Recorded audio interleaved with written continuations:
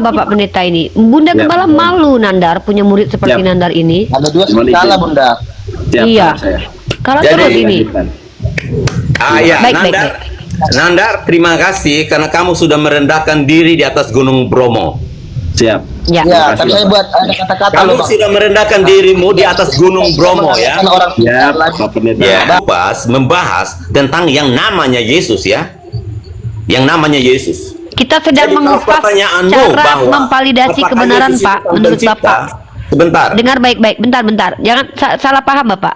Kita sedang mengikuti cara berpikir Bapak tentang cara memvalidasi kebenaran. Standar yang Bapak ajukan adalah harus tertulis pengakuan. Jadi Bapak mementingkan yang namanya adalah klaim gitu. Baik. Kita pengen kalian tuh nyaman, begitu. Jadi ini dua hal yang berbeda.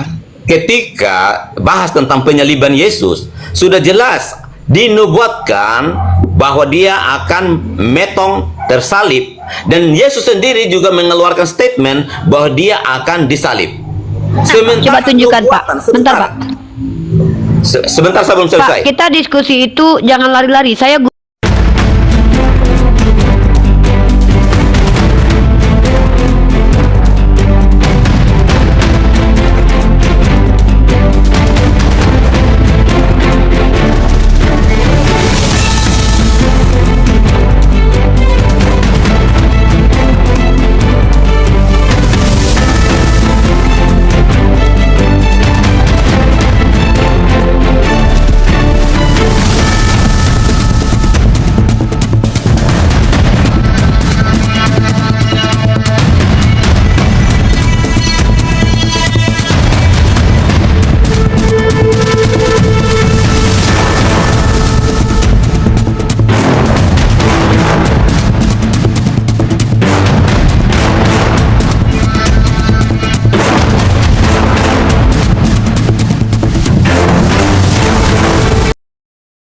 Assalamualaikum warahmatullahi wabarakatuh. Bertemu lagi dengan channel Kristologi Muslim, channel yang akan memperlihatkan diskusi dan debat lintas agama.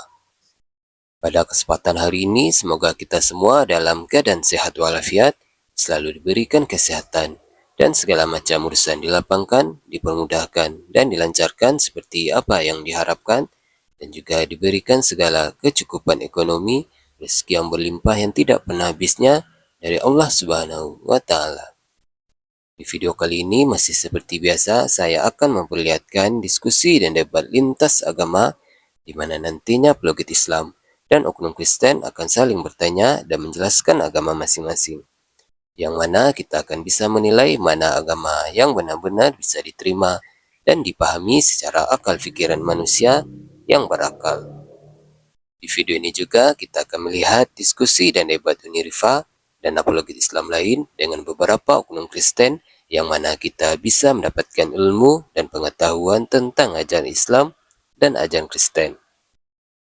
Dan bagaimana berjalannya diskusi ini, apakah akan berjalan tenang dan santun atau malah sebaliknya memanas, di mana biasanya oknum Kristen jika tidak sanggup menjawab pertanyaan dan juga tidak terima ajaran dan isi kitabnya dibahas, mereka akan emosi dan marah, bahkan sampai menghujat pribadi atau ajaran. Nah, daripada penasaran dengan diskusi dan debat ini, mari kita simak saja videonya sekarang. Bapak Pendeta ini. Bunda Ya, Gembala malu Nandar punya murid seperti Siap. Nandar ini. Ada dua skala, Bunda. Siap, Iya. saya. Kalau Jadi, terus ini. Ya, Baik, Nandar, baik. Nandar, terima kasih karena kamu sudah merendahkan diri di atas Gunung Bromo. Siap. Ya. Ya, kasih, tapi saya Bapak. buat ada kata-kata Kamu loh, Bang. sudah merendahkan dirimu di atas Gunung Bromo ya. Kan orang Siap, lagi. Bapak Pendeta. Ya. Bang, dengar dulu, Bang, Jadi- kita. Tidak mungkin aku itu bisa melawan orang pintar, tapi tidak mungkin lagi aku bisa melawan orang bodoh, Bang. Iya, itu Ya, singkatnya, siap. Bang. Ya, makasih. Ya. Ya. Jadi- Baik, kita jadi- lanjut aja Bang Kingdom, karena Ya. Anda sepertinya lawan tangguh saya. Sepertinya saya harus pegangan yang kuat ini ya untuk menghadapi Bapak ini. Gini Rifa, bahwa oke, sekarang gini, supaya kita saling menghargai, saya juga mau tahu kira-kira usia Rifa udah berapa nih? Saya kalau dihitung-hitung Pak, dihitung sama tidur sama sakit-sakitnya mungkin harusnya sih sekarang Harusnya sebenarnya sekarang tuh sudah masuk 90 harusnya. Cuman karena sering tidur, sakit-sakitan, di diskon lah 38 lah. Oke, iya ya. Jadi ya nggak masalah ya kalau saya panggil Rifa aja ya. Panggil Dinda juga nggak apa-apa, Pak. Panggil Ayang aja yang nggak boleh, Pak. Panggil Dinda juga. Bahaya. Dinda juga boleh. Ya, Dinda juga Ya, boleh. jadi gini Rifa. Dari Panggil tadi Bunda itu, Gembala lebih bagus, Bunda Gembala. jadi tadi pertama itu saya diskusi sama si Zuma. Oh, ya. Temanya masih sama juga tentang penyaliban Yesus ya. Dan ketika saya bilang sama Zuma, kita pembuktiannya itu di luar dari Alkitab dan Quran. Dan Oke. ternyata ketika Zuma memberikan satu data untuk saya validasi saja, dia tidak sanggup. Dan ketika saya membacakan data di luar Alkitab, dan dia juga menolak. Nah, demikian juga dengan Nandar. Ketika Nandar berkata bahwa yang disalib itu adalah Yudas, dan saya bertanya, di mana Yudas berkata bahwa dia akan disalib? Karena Oke. dia berkata bahwa Nandar berkata bahwa Yudaslah yang ditombak. Terus dia mengambil data dari Amsal. Makanya saya tanya sama Nandar tadi, ayat di Amsal itu yang kamu pick up itu apa korelasinya dengan Yudas?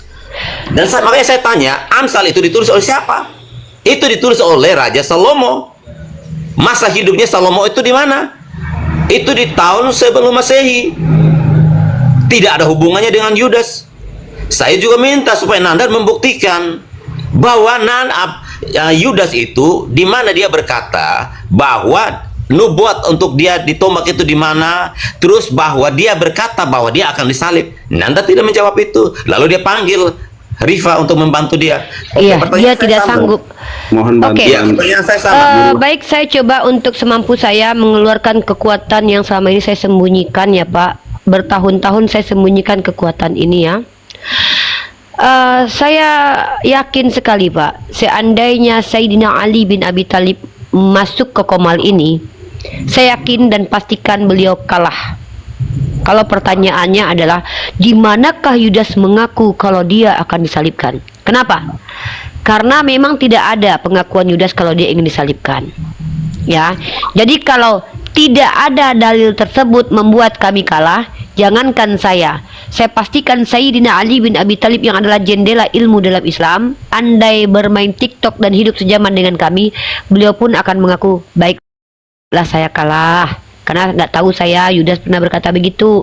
Nah sekarang saya mau tanya sama Bapak nih. Bapak pernah sekolah? Maaf, ini pertanyaan sentral karena saya tidak mau merendahkan. Bapak pernah kuliah atau sekolah nggak? Sorry.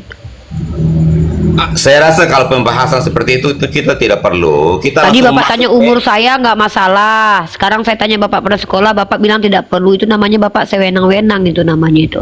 Kenapa Ya, pertanyaan kalau sensitif sekolah kepada ya saya pasti jawab sekolah lah. Bapak. Kenapa saya tanya Bapak pernah sekolah? Saya mau mengajak Bapak dulu waktu kita sekolah ada istilahnya pembelajaran bahasa Indonesia, ada pembelajaran literasi, ya gitu. Saya mau bawa ke sana.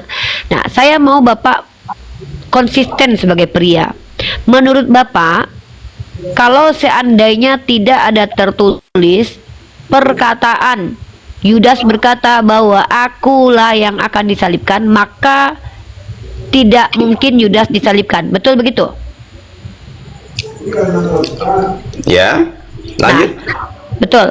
Maka kalau menurut Bapak, Ini bentar nih, izin Bang Yonatan, izin teman-teman, aku ada informasi. Ya, boleh. Alhamdulillah. Assalamualaikum Rabbil- dulu. Assalamualaikum, udah. Assalamualaikum warahmatullahi wabarakatuh. Ya, aku ini mungkin agak ini ya, agak apa namanya supret ya, agak supret. Jadi alhamdulillah. Bang Yonatan ingat nggak teman atau namanya Joseph, habis itu lambang salib yang dia baru murtad, Joseph siapa? yang diskusi Joseph. sama aku. Michael Joseph.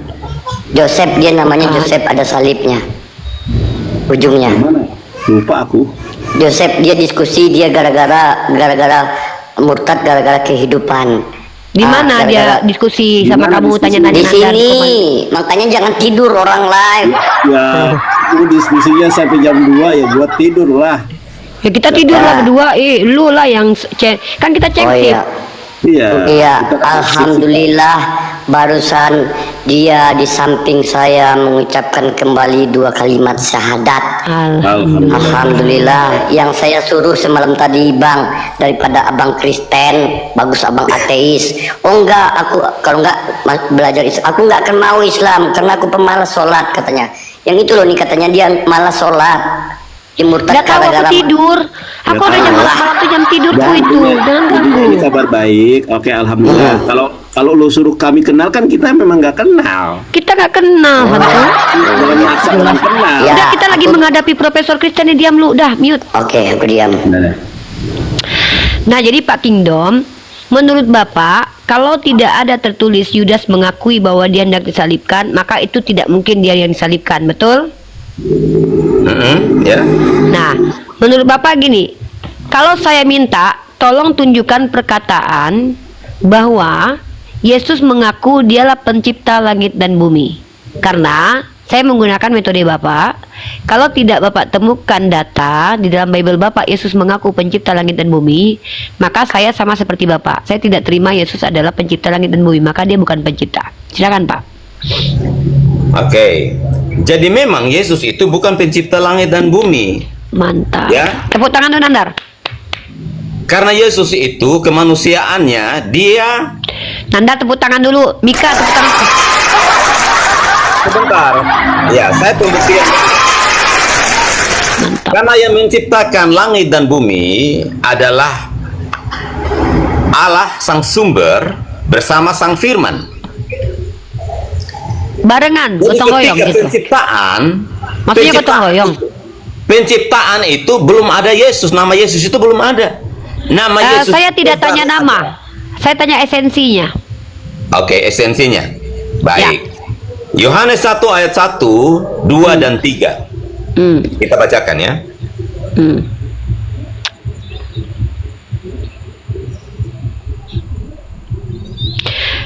Teman-teman, kita melihat standar janda ya.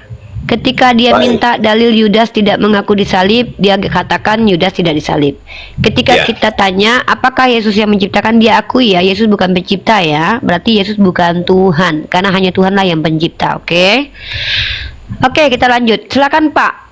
Kita sudah dapat jawaban dari Bapak Kingdom bahwa Yesus bukan Tuhan. Nah, nanti kita Baik. masuk bahwa adakah tertulis bahwa Bible itu adalah petunjuk? Nah, baru kita kalau tidak ada tertulis maka Bible bukan petunjuk. Gitu aja sih Baik. sebenarnya. Ya. Jadi ini kita sedang mengupas, membahas tentang yang namanya Yesus ya. Yang namanya Yesus. Kita sedang Jadi, kalau mengupas pertanyaanmu cara bahwa memvalidasi apakah kebenaran Yesus itu Pak menurut pencipta? Bapak. Sebentar. Dengar baik-baik, bentar. Jangan salah paham Bapak. Kita sedang mengikuti cara berpikir Bapak tentang cara memvalidasi kebenaran. Standar yang Bapak ajukan adalah harus tertulis pengakuan. Jadi Bapak mementingkan yang namanya adalah klaim. Misal, Bapak bilang Yudas itu harus tersalib kalau dia mengakui bahwa dia akan tersalib. Yesus itu harus mengaku sebagai Tuhan, maka dia adalah Tuhan. Bunda Maria harus mengaku bahwa Yesus anaknya supaya dia dikatakan anaknya. Kan itu cara Bapak. Kita ikuti kok. Ya. Kenapa? Karena kita adalah orang yang sangat humble terhadap saudara Kristen kita gitu. Baik. Kita pengen kalian tuh nyaman, begitu. Jadi ini dua hal yang berbeda. Ketika bahas tentang penyaliban Yesus, sudah jelas dinubuatkan bahwa dia akan metong tersalib, dan Yesus sendiri juga mengeluarkan statement bahwa dia akan disalib. Coba tunjukkan Pak. Bentar Pak.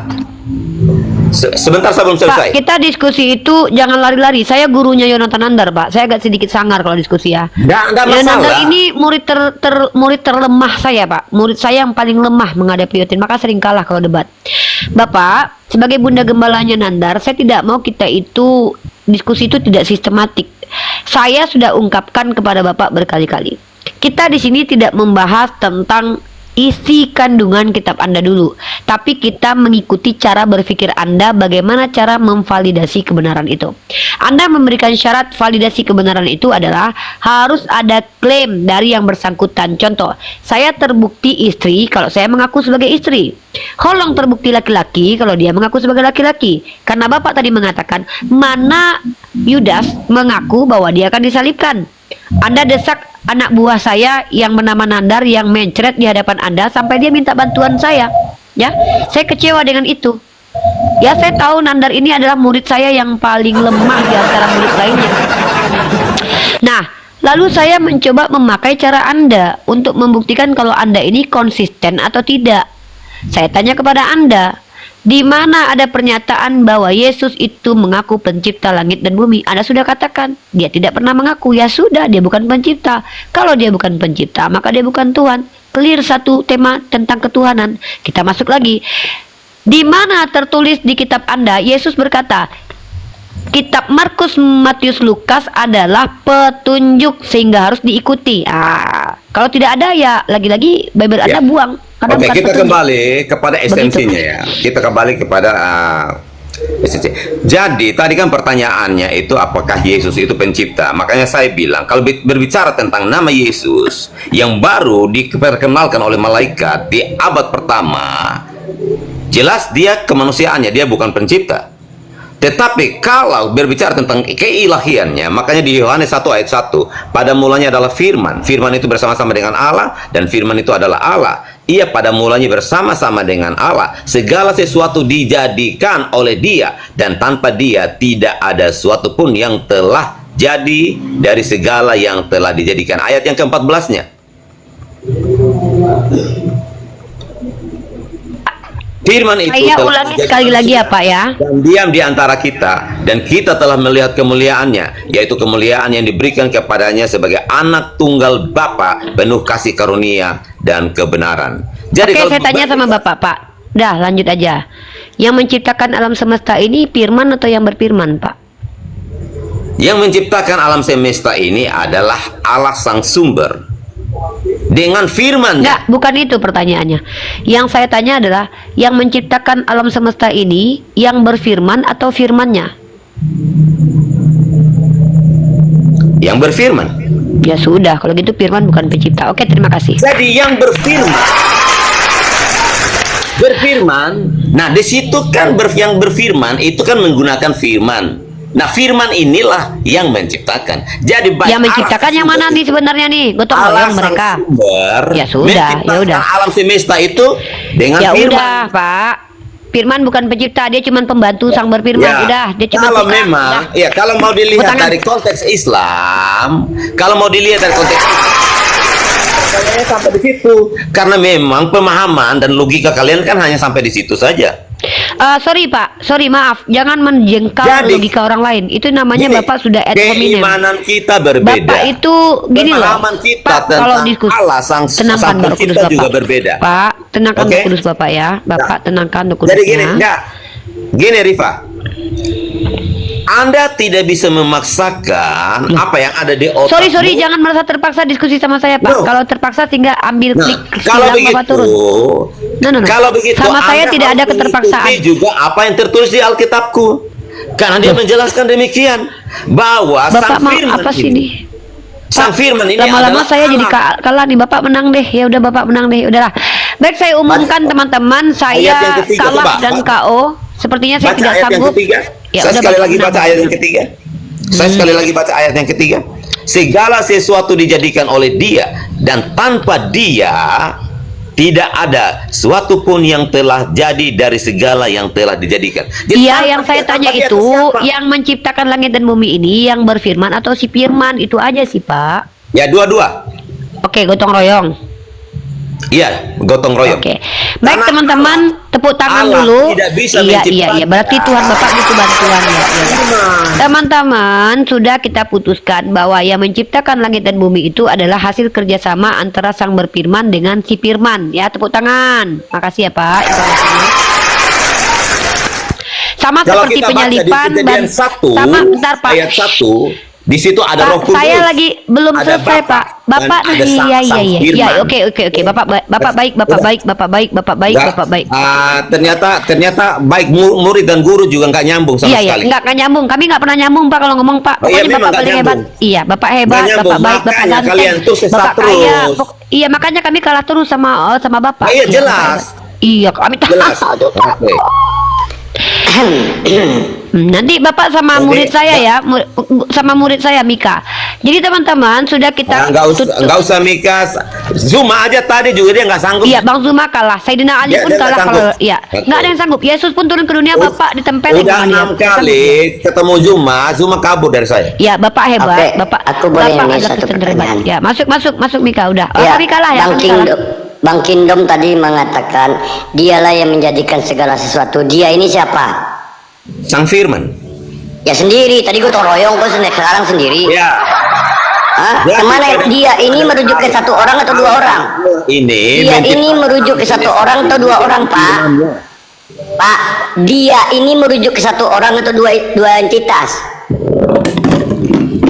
Dia di sini berbicara tentang Sang Firman ini. Ya, dia ini Nah. tertuju kepada Sang Firman. Ya. Ah, berarti Bapak nggak ikut? Bapak ikut. Bapak nggak ikut kan? Bapak ikut. Gimana Bapak ikut? Bapak live di sini. Yang kutanyain Bapak. Aku makan minum dulu.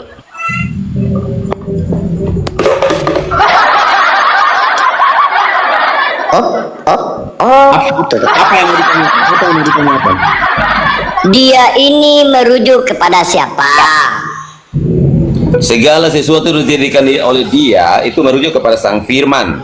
Sang Firman. Berarti Bapak ikut nggak di sana kalau tertulis? Ya Bapak nggak bisa menciptakan segala sesuatu itu tanpa Firman. Harus ada Firman. Aku Karena bertanya, Bapak- segala sesuatu Bapak ini itu- tidak bisa dipisahkan dengan Firman-Nya. Oh, berarti Bapak tergantung dengan Firman. Karena Bapa dan Firman ini adalah satu, sama seperti Anda punya roh, jiwa, dan tubuh adalah satu. Oh, Bapak bisa nggak tanpa Firman? Tubuhmu bisa nggak tanpa roh? Bisa? Bisa. Bisa? Berarti metong dong kamu ketika rohmu Iya. ada. Iya kan bisa terpisah kan? Iya. Bisa kok. Sekarang ini Bapak bisa nggak tanpa Firman? Nggak, Bapak menanyakan tubuhku bisa nggak tanpa roh? Bisa. Sekarang Oke. bertanya, Bapak bisa nggak tanpa roh? Bapak bisa nggak tanpa roh? Nggak bisa karena mereka tuh. Ya hebat aku Pak, hebat aku daripada Tuhan Bapak. Aku bisa tanpa roh. Ya, Walaupun berarti mati. kita metong. Berarti iya, tapi bisa kan Oke. bisa. Lebih Baik, hebat sekarang aku ini- bisa memilahkan diriku dari roh. Bapak Oke. nggak bisa. Pertanyaan Berarti saya. lebih kuasa aku daripada Bapak. Oke, pertanyaan saya. Sekarang ini kamu hidup apa kamu udah metong? Yang mana satu ini Bapak tanya? Sekarang Ada ini dua kamu masalahnya. sekarang ini kamu masih hidup apa udah metong? Ya yang mana satu? Sekarang coba jawab aja. Kamu udah Ah. metong atau masih hidup ini? Ada yang metong, ada yang hidup, ada yang metong. Bapak nanyanya yang jelas-jelas yang mana satu sih tanyainnya? Oke, sekarang ini posisi kamu ini dalam keadaan apa? Duduk, Kamu masih hidup atau udah metong? hidup. Sekarang kamu ini masih hidup ya. Kira-kira kamu bisa hidup ini tanpa rohmu bisa nggak? Enggak, tapi rohku bisa pergi dari aku. Oh, ya kita kan bicara kondisi sekarang. Oh ya, nah aku tanya, Bapak nggak bisa nggak ditinggalin roh? Nggak nyambung pertanyaanmu. Ya, aku tanya nyambung. Bapak menganalogikan kepada manusia. Aku tanya, Bapak itu bisa nggak tanpa roh? Aku bisa Pak. Aku ditinggalkan rohku, aku masih ada walaupun berbentuk Oke. jasad. Aku tanya, Bapak bisa nggak tanpa roh? Sekarang gini, jawaban kamu tadi bilang kamu bisa, ya kan? Coba sekarang ini dengan kebisaanmu itu kamu keluarkan rohmu dari tubuhmu sekarang ini. Oh, Kan nggak kamu- mau, aku lagi live. Nanti nggak bisa live. Nggak mau aku. Makanya ketika mengeluarkan satu statement itu, pikir dulu. Pak, gini Pak ya. Sekarang kamu tadi Pak, mengatakan Bapak, kamu mampu. Pak, Kamu gini. bisa. Ya, Pak, Kamu coba bisa. dengar. Kamu lebih Dengar hebat dulu. dari Tuhan. Dengar dulu. Sekarang kamu Dengar dulu, keluarkan Pak ya. rohmu dari tubuhmu. Dengar dulu. Kamu ya. lebih hebat dari Tuhan. Bapak kan mengatakan, bisa nggak tubuhmu tanpa roh? Bisa. Walaupun apa yang terjadi, tapi bisa tubuhku tanpa roh. Ini poin, Pak. Tadi kan kamu Ini ya, bilang Bapak, kamu dengar bisa. dulu. Kan Bapak kamu lebih pahami hebat dulu. dari Tuhan, kan? Perkataanku Bapak Sekarang- pahami dulu dengan pernyataan Bapak. Aku, tubuhku bisa tanpa roh. Itu akan terjadi kalau aku udah dipanggil yang maha kuasa. Ya, nah aku bertanya, Bapak bisa nggak tanpa roh? Tadi kan kamu jawab. Jangan kabur. Ya inilah perbedaan Kamu ya. lebih hebat Umat-umat dari Tuhan. Nabi terdahulu sujudan datang kalian dangdutan. Kamu dari tubuhmu. Kami bernyembah bertakwa kepada Tuhan, sembahan kalian datang bertakwa kepada Tuhan bayaran. Inilah membuktikan bahwa Islam agama yang benar tanpa ada berbelit-belit sedikit pun. Disuruh sujudan kalian malah dangdutan. Emangnya kalian bawa ajaran Guns N' Roses? Oke. Sekarang kamu bilang Islam agama yang benar, ya kan? Lari nih. Coba kasih tunjuk satu kebenaran yang diajarkan oleh Muhammad. Satu kebenaran. Ya. Satu ya. Ya. Ini satu aja ya, satu ya. Ini satu Ya, yang satu. paling berharga. Dilarang mengatakan kepada orang tua. Oke. Itu satu aja, jangankan melawan atau membentak orang tua, berkata saja dilarang. Nah, aku Oke. tanya, Yesus mengajarkan menyuruh membenci orang tua, boleh nggak? Bapak ikuti tidak? Tidak ada ajaran dalam Yesus untuk membenci orang tua, nggak ada tuh. Uni, tolong Uni. Ya, saya sudah menduga kamu akan mengutip ayat yang ketika seseorang mau mengikut aku, dia harus Ayat membenci apa? orang tuanya, ayah ibunya, istrinya, suaminya, anak-anaknya. Nah, kamu nggak paham ayat itu. Jadi coba Bapak terangkan tentang ayat itu. Jadi ayat itu maksud disampaikan Yesus adalah ketika seseorang yang mau menjadi murid Yesus, pengikut Yesus, dia harus mengutamakan Yesus di atas segalanya. Bukan orang tuanya number one, bukan istri anak number one, tetapi Yesus yang number one. Nah, setelah itu baru yang lain. Aku dapat poin dari Bapak. Kalau ingin menjadi pengikut Yesus, bikin anak orang tuamu terlantar. Tuh, ya. Kalau ingin menjadi pengikut Yesus, bikin anak binimu, tetanggamu, RT-mu, RW-mu, kecamatan, Oma. Bapak Lurah terlantar. Oma tante, inilah yang membuat kalian tuh sesat karena kalian tidak Kau memahami. yang tersesat. Kalian itu tidak Makanya memahami. jangan nyembah jalan, Pak. Jangan nyembah jalan. Kalau Bapak nyembah jalan, besok download Google Map biar nggak muter-muter. Makanya kalian itu sesat karena tidak memahami Alkitab. Kami ini lebih paham Alkitab. Oke, kita tes. Wah, ini paling Oke, sebentar. kali aku ini. Sebentar, Ya. tante, sebentar. Oke, Santai kita aja. tes ini pemahaman Alkitab kita ya. Santai aja, Kita tes tante. ya. Santai aja, tante. Sebentar, saya mau tanya. Santet aja. Aku dulu aku nyantet. Ketika Muhammad memaksakan kepada paman-pamannya untuk masuk Islam, ternyata tidak ada satupun dari paman-pamannya itu masuk Islam. Ini paksaan loh, padahal dipaksa. Berbohong kali. Sini kalau saya udah jijik kalau orang berbohong ya. Pamannya Hamzah itu Islam loh. Jadi kamu jangan menipu. Dan Nabi Muhammad tidak Buya pernah Syakur memaksa. berkata- Diam dulu. Ini kurang ajar. Ini sudah kurang ajar. Maaf ya, saya tidak berminat ya. Kalau ada Buya kurang ajar Syakur orang ini udah. tidak ada. Orang ini ular beludak ini memang pertamanya pelan-pelan tapi Buya masuk, Syakur teman-teman. berkata Diam tidak dulu, diam satupun. dulu. Ya, kekurangan ajaran kamu saya tidak terima. Kalau menjelaskan agama kami, kamu harus pakai data. Karena kami kalau berbicara tentang agamamu, kami pakai data, ya. Kamu mengatakan tidak ada di antara paman-paman Nabi yang masuk Islam, itu dusta sekali ya. Yang kedua, kamu mengatakan Nabi Muhammad memaksa pamannya. Bahkan saya Abu Talib saja ya, Abu Talib itu tidak dipaksa. Jadi sudahlah, kau menang saja. Tetaplah matilah kau terkutuk di agama Kristen ya. Enggak, dia nggak menang. Kalau dia jatuhnya menghujat, aku aku tidak mengakui dia menang. ya tadi Uni undang Ima tadi Uni jambak tadi. Ya saya maaf ya, kalau di depan saya itu ada ada tiga metode. Metode satu adalah edukasi, di mana saya mengedepankan ilmu dan pengetahuan. Metode kedua adalah hiburan, di mana saya akan menyerahkan para penghujat atau para orang-orang tersesat yang penyesat ke tangan Tante Mika. Kenapa? Ya untuk saat ini Tante Mika adalah murid yang sedang mencari samsak, mencari samsak ya. Jadi dia harus berkembang di situ. Apa-apa. Saya dan Nandar itu tidak akan menghadapi kalian yang sudah punya gelang ungu di tangan ya. Tapi kalau kalian sudah mulai menghujat, mengatakan Nabi Muhammad memaksa, itu bukan lagi hujat tapi fitnah. Kalau memang Nabi Muhammad memaksa, kalian bawa data seperti saya. Contoh, pemaksaan Yesus terhadap agama ini dia ya. Nih, saya tunjukkan kepada kalian. Fakta bahwa Kristen itu agama paksaan bukan ditunjukkan hanya secara tekstual, tapi juga kontekstual, dan itu diakui oleh orang Kristen sendiri. Saya akan tunjukkan kepada kalian bahwa Kristen agama paksaan bukan karena kebencian saya kepada agama Kristen, tapi karena pernyataan orang Kristen sendiri. Ini kami kalau diskusi kami begini ya. Kami tidak suka memfitnah, kami menggunakan literasi. Silakan di cross check di sarapanpagi.biblika, di mana Sarapan Pagi Biblika ini adalah salah satu situs yang dulu dijadikan sebagai sumber pengetahuan oleh seluruh apologet Kristen. Karena kami yang berdebat dengan mereka, mereka suka bawa tentang Sarapan Pagi Biblika ini. Nah, mari kita lihat di sini.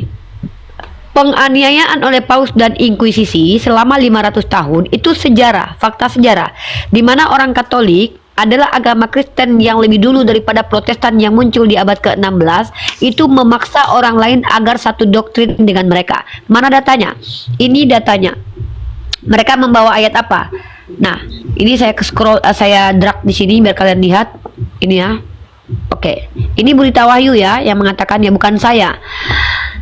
Mereka, para inkuisitor ini, mereka membenarkan tindakan horor yang mereka lakukan dengan mengutip secara paksa ayat Perjanjian Lama dengan mengacu pada Agustinus. Agustinus ini bapak gereja kalian.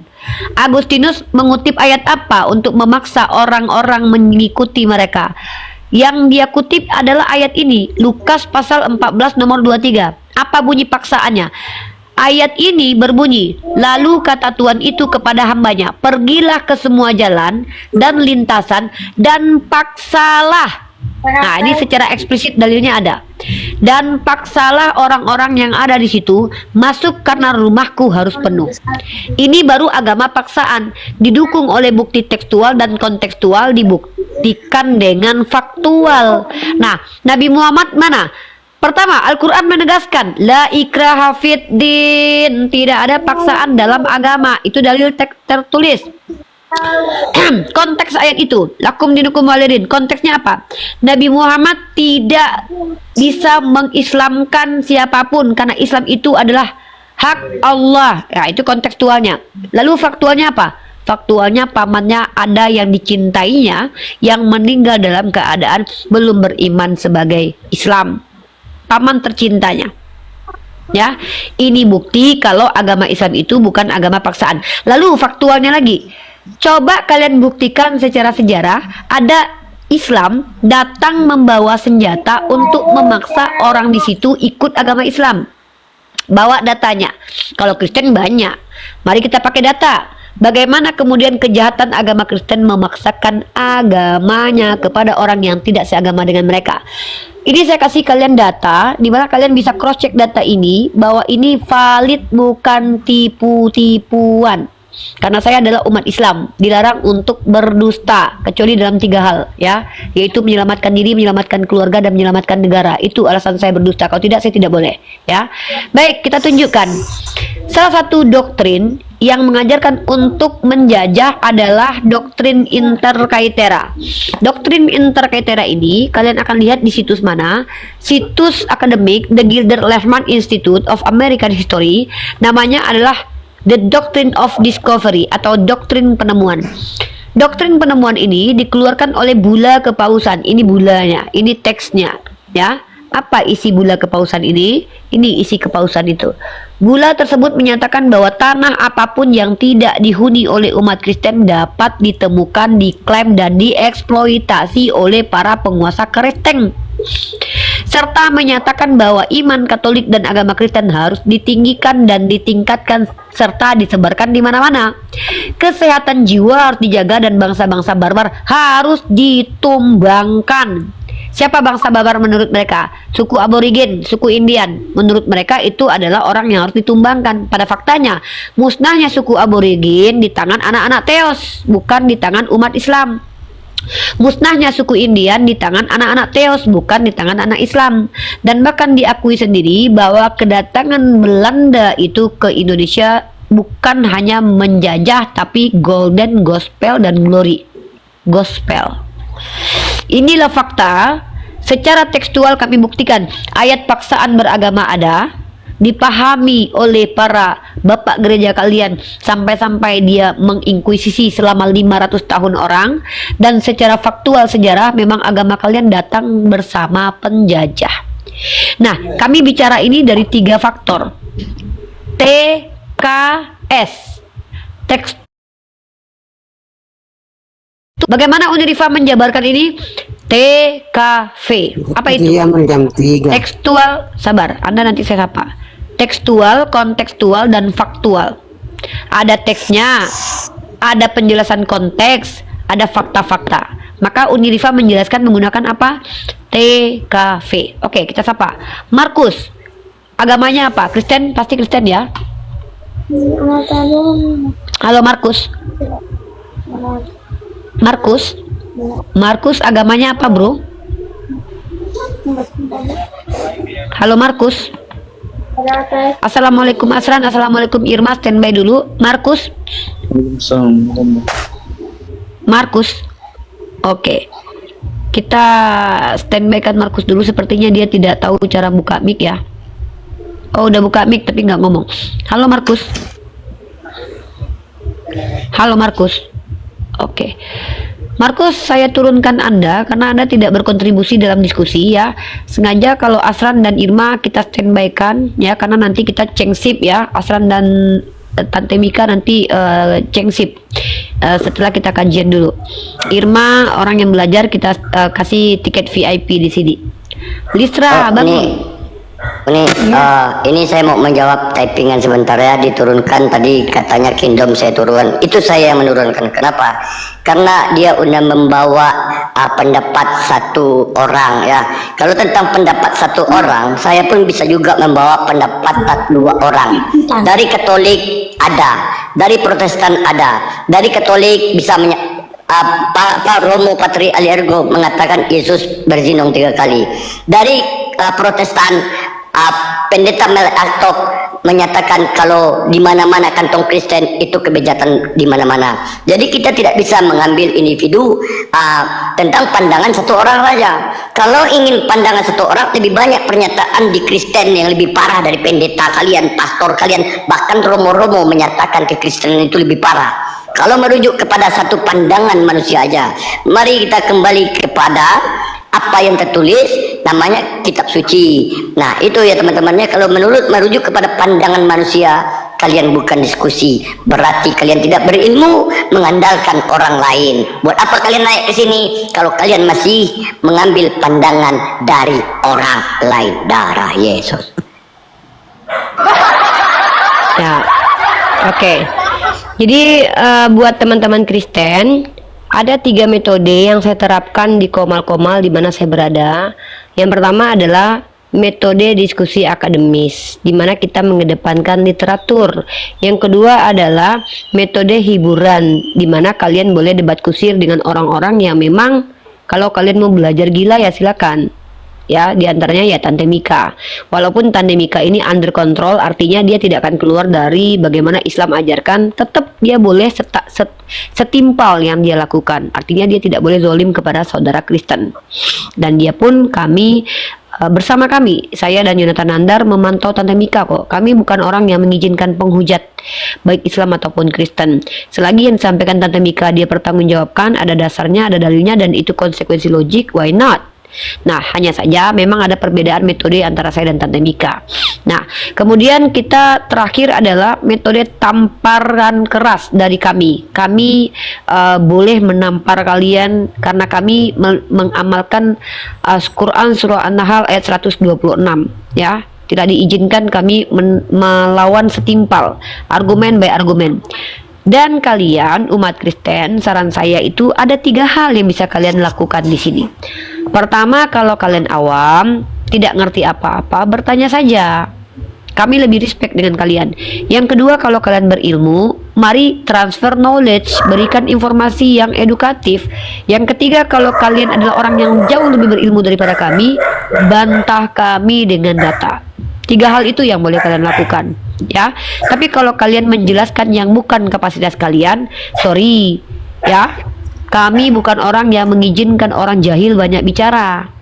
Nggak layak tempat ini dikuasai oleh orang jahil, kemudian tidak kami tanggapi dan memaksakan pendapatnya harus diterima. Ya, kami seperti itu karena kami umat Islam. Umat Islam ini diajarkan kami itu punya batasan maksimal dan minimal. Ya, kami punya batasan. Oke, kita sapa di sini. Ada Listra Bangun. Silakan perkenalkan agamanya. Ini waktu saya masih 30 menit lagi, nanti di continue sama Tante Mika dan Asran ya. Halo Listra. Ya, saya dari agama Kristen. Oke, Sister, 3 tempat saya berikan kepada Anda. Kalau Anda awam, Anda tidak apa-apa, tutup cam, tidak perlu memperkenalkan siapa Anda dalam kaidah kredibilitas ya. Anda bertanya saja. Tapi kalau Anda orang yang punya kapasitas seperti mungkin ahli teologi atau pendeta, Ya, orang awam aja. oke, silakan Anda bertanya saja dan tidak berhak mengintervensi jawaban. Iya. Karena di sini posisi Anda adalah orang yang belajar. Silakan. Saya ingin bertanya tentang utusan Allah, orang Islam seperti Muhammad, utusan Allah. Muhammad utusan Allah bukan di Islam? Oke, pertanyaan Anda itu pertanyaan yang salah karena kami tidak kenal Allah. Allah itu dalam bahasa Ibrani artinya sumpah serapah. Kami tidak mengenal kata Allah, yang kami kenal adalah kata ilah. Dalam bahasa Ibraninya Eloah, dalam bahasa Syriani Aramaiknya Allah. Jadi kalau pertanyaannya itu siapakah ilahnya umat Islam, kami bisa jawab, kami menjawab Allah. Karena ilah itu Bukan, artinya bukan Tuhan. maksud saya.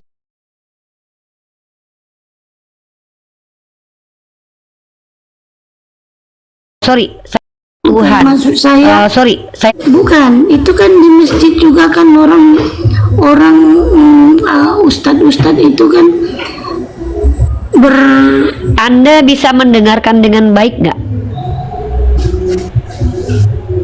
saya dengar dengan baik. Oke, tadi Anda bertanya tentang utusan Allah. Kami luruskan, kami tidak kenal Allah.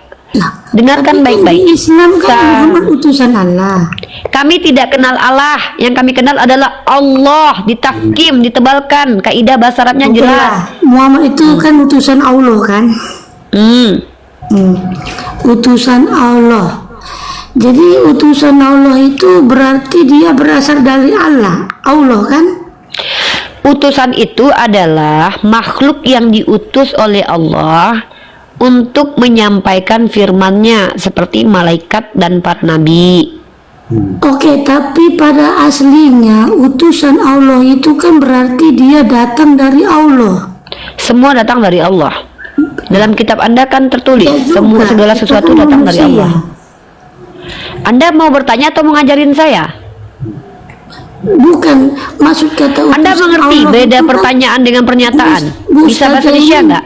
Tidak sama. Sister, kamu bisa bahasa Indonesia nggak, Sister? Bisa lah, saya orang Indonesia. Oke, bisa bedakan antara pernyataan dan pertanyaan nggak? Bisa.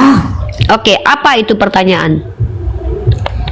Pertanyaan itu seperti orang yang menanya satu soalan. Kalau pernyataan apa? Ya, pernyataan seperti orang Orang yang menyatakan gitu kan? ya. Sebenarnya Anda salah, tapi ya sudahlah. Yang Anda sampaikan kepada saya tadi itu berupa pertanyaan atau pernyataan? Ya, dua-dua itu. Yang saya suruh apa? Ya kan saya orang awam. Yang saya suruh apa? Yang saya suruh adalah Anda bertanya. Kalau Anda memaksakan pendapat Anda sudah blunder. Segala sesuatu itu dari Allah, sebab segala sesuatu adalah dari Dia. Segala sesuatu loh, bukan cuman utusan saja dari Allah.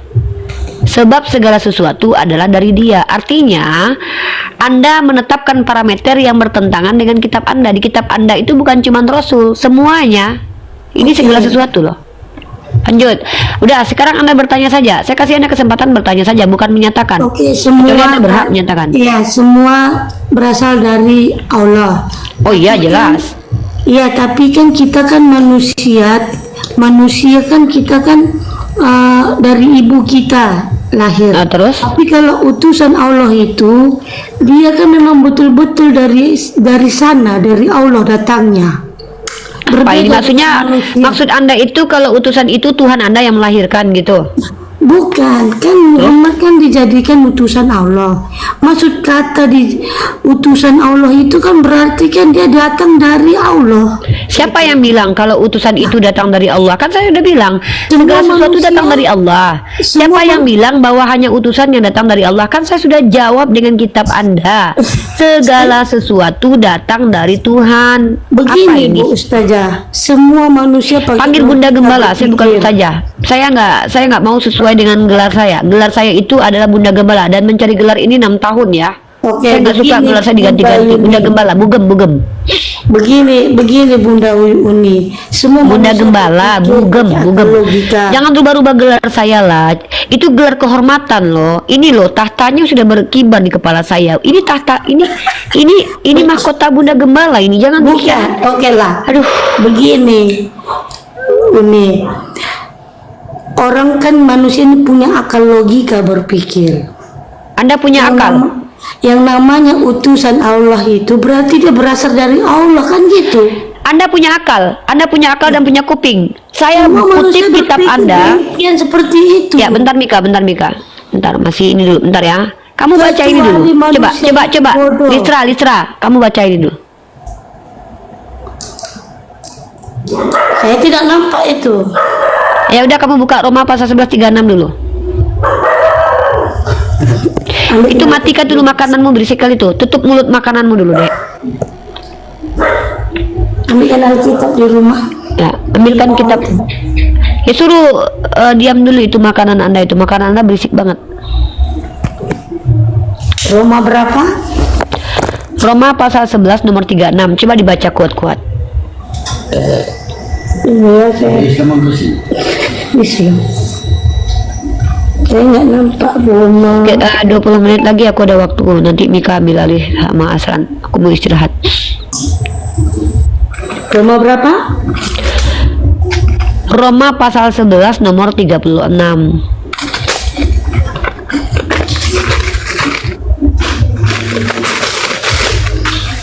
Ayat 36. Ayat 36.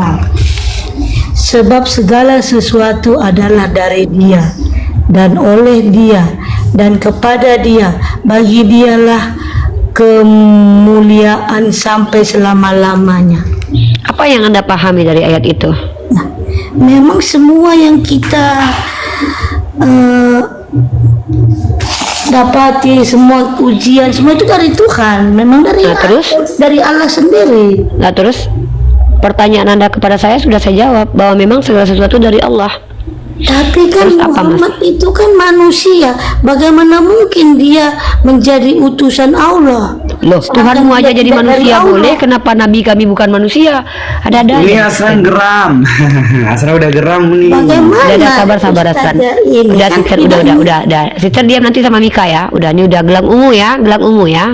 Sister nanti sama Tante Mika berobatnya ya, gelang ungu. Tapi tunggu, sebelum Tante Mika, saya sapa dulu. Irma. Dek. Halo nih. Alhamdulillah Irma, kalau Irma mengikuti edis kemarin maka Irma sama dengan kakak kita yang di samping Irma itu ya. Alhamdulillah Dek ya. Oh iya, alhamdulillah. Kalistra ini mah botol ini, bukan turun. Alhamdulillah, mewakili banget, masya Allah. Kalau Irma yang bilang aku nggak bisa berkata-kata teman-teman. Mewakili banget, I love Yang you penting billah. Irma dia Billah. melihat. Saya hanya mau Irma memantau dan melihat bagaimana kedudukan kita. Jadi Irma bisa tahu, bisa bersyukur atas iman dalam Islam dia.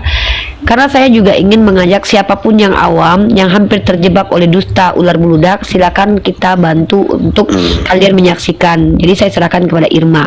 Nah, oke, saya harus istirahat. Sudah 00.33 di sini.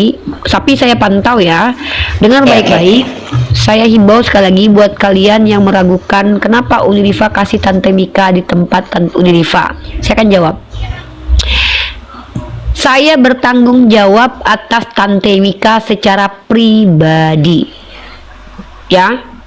Karena dia under control me.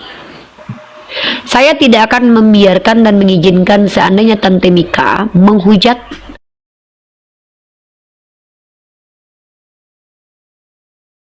atau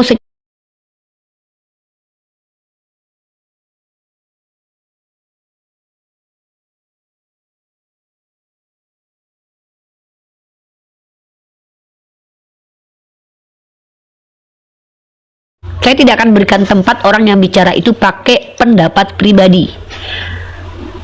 Mika itu orang yang memperdalam Bible, membaca Bible dan mempertanyakan. Asran memperdalam agama Islam. Tante Mika dan Asran itu adalah orang yang harusnya saling melengkapi. Asran kalau bicara tentang Islam nanti ternyata tidak sesuai dengan Al-Quran dan hadis dan kalam para ulama, kita cabut haknya untuk berada di samping kami. Kenapa kami harus seperti ini? Karena kami adalah orang yang tidak mau dunia apologetika ini diisi oleh orang-orang yang tidak kapabel dalam bidangnya masing-masing. Bidangnya masing-masing. Nah, jika kalian yang bertanya sekali lagi, Tante Mika dan Asran di bawah kontrol kami. Siapa kami itu? Saya dan tim Mesia.org. Itu ya. Oke, saya oper handle kepada Tante Mika, saya close cam. Asran dan Tante Mika tolong seperti bagaimana Islam istiqomah bil hikmah, kita kedepankan hikmah, kita kedepankan dakwah fisabilillah yang penuh hikmah, dan lepas kalian diizinkan dalam surah An-Nahl membalas setimpal, silakan, tapi tidak boleh zolim. Itu saja. Oke, Bang Holong juga ya. Holong pun kami awasi, maksudnya Holong selagi yang disampaikan itu masih sesuai, kami akan tetap support beliau untuk menjadi, mudah-mudahan menjadi apologet kita ya. Lanjut, kita close cam dulu. Silakan ambil alih. Irma, standby ya Dek. Semoga bisa banyak belajar di sini. Bismillah. Ya, ini istirahatlah. Oke. Siap Dek. Bismillahirrahmanirrahim. Assalamualaikum warahmatullahi wabarakatuh.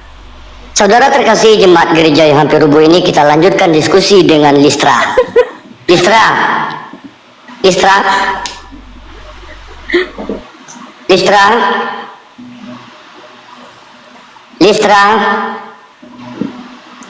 Listra. Ya, Tante lagi ngasih makan guguk. Ah, ya. Bukan Luka, itu dia kapan dibuka. Listra, oke. Oke. Kamu tadi mengatakan namanya utusan itu haruslah datang dari Allah, betul? Iyalah. Kalau nggak datang dari Allah, kenapa harus dibilang Kamu tahu utusan? arti rasul? Rasul berbeda dia dengan utusan. Yang namanya utusan berarti Di dia dalam datang dari situ. Al-Quran Nabi Muhammad itu Rasulullah, artinya utusan Allah. Rasul udah itu kan, bahasa itu Arab. sama itu utusan Allah. Oke, Berarti kan kamu sepakat Muhammad itu- Rasul utusan ya? Nah, berarti kan kalian jadikan Muhammad itu Iya, utusan kamu Allah. kamu sepakat Rasul itu utusan ya, artinya ya? Saya mana tahu di Islam itu, saya tahu Muhammad itu utusan Allah. Iya, Berarti kan itu berarti dengar. dia, Itu berarti dia akan berasal dari Allah. Oke. Dari manusia. Oke, ya, dengar Listra. Kamu Dia sepakat? berdosa kok bisa berasal dari Allah pula. Oke. Nabi Muhammad adalah Rasulullah, artinya utusan Allah, ya. Dan kau memakaikan kepada Paulus Rasul juga, Rasul Paulus. Kenapa Paulus tidak datang dari Allah? Dia berbeda Rasul di Kristus. Berbeda, kau berbeda kan sama utusan. Tapi Rasul Kan dari dia utusan manusia juga biasa. itu. Berbeda Arah ini. dengan utusan Allah dengan Rasul itu tidak sama. Kita lanjut Rasul lebih itu panjang. manusia Bentar, biasa Aslan. seperti Bentar, Aslan. kita. Ya. Kamu Kamu pas kamu mengatakan kepada Nabi Muhammad Rasulullah utusan, kamu bisa. Kepada Paulus kamu nggak sepakat. Kamu Macam tidak mana? menyimak yang namanya utusan Allah itu dia berasal dari Allah. Kalau tidak ada berasal, kalau dia manusia, kali kenapa Mitra. dia dijadikan utusan Allah? Tidak masuk aku akal ngerti. logika. Apakah utusan itu bisa jadi Tuhan?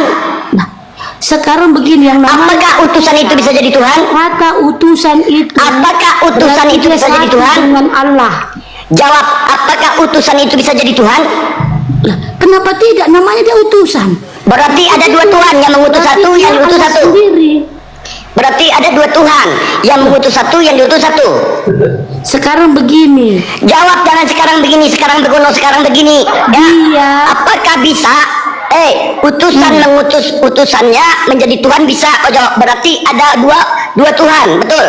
dia turun ke dunia seperti Mau turun ke Isa. dunia, mau turun ke Berbadan sawah. manusia, Aku nggak tapi nanya itu. berjiwa, Yang aku tapi tanya, beroh Allah. ketika utusan ini diutus, bisa nggak dia jadi Tuhan? Bisa lahir Bisa, dengan berarti ajaib. Tuhan bisa jadi Muhammad dua. lahir dengan Berarti Tuhan bisa jadi dua. kemaluan wanita. Berarti berbeda Isa dengan Muhammad. Jadi Isa layak jadi utusan Allah karena kelahirannya ajaib. Muhammad kelahirannya lebih ajaib Adam, nggak ada mama, nggak ada bapak, Kongor. Jadi Lebih bagaimana ajaib mungkin Adam. kamu orang Islam menjadikan Lebih Muhammad ajaib utusan Adam, Allah? satu kali celing langsung jadi. Tidak masuk logika. Kok tidak masuk ranah yang nggak masuk logika? Itu kamu. Lebih ajaib Adam dan Hawa, celing langsung jadi. Kenapa nggak fotoankan Adam dan Hawa? Utusan itu berarti datang dari Gimana Allah. sih ini Allah yang mengutus dia ya ke udah. dunia. Berarti nggak bisa logikanya nggak main. Dia itu emang longor loh, naik PI juga ngeyel gitu. Kalau memang utusan itu bisa jadi Tuhan, ketika presiden mengutus menteri, apakah menteri itu bisa jadi presiden? Main akal gimana sih lo akalmu? Kamu sepakat Rasulullah utusan Allah, ya sepakat. Oh ya sama, itu kan sama-sama utusan. Iya sama, itu utusan. Ketika aku sematkan utusan ini kepada Paulus, kenapa Paulus nggak datang dari Allah? Oh itu beda dari Hongkong. Makanya seluruh agama, ya seluruh agama yang dibawa oleh nabi-nabi terdahulu itu sujudan. Datang Kristen dangdutan. Ketika kami bertakwa kepada Allah, sembahan.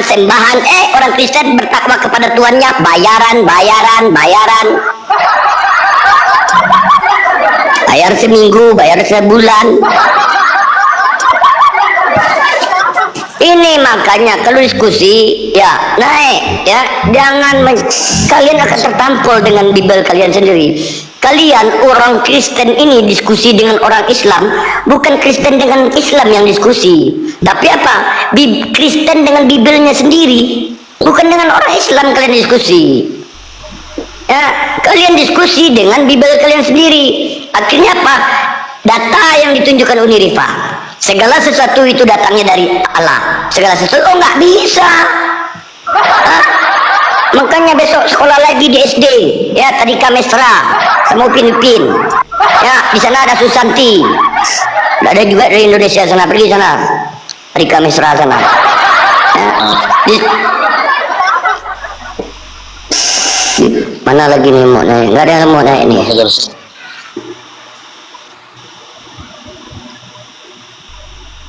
Kok nggak ada lagi nih? Mau bernarasi di sini, data. Iya, Kamu betul. bilang Muhammad adalah Mesia.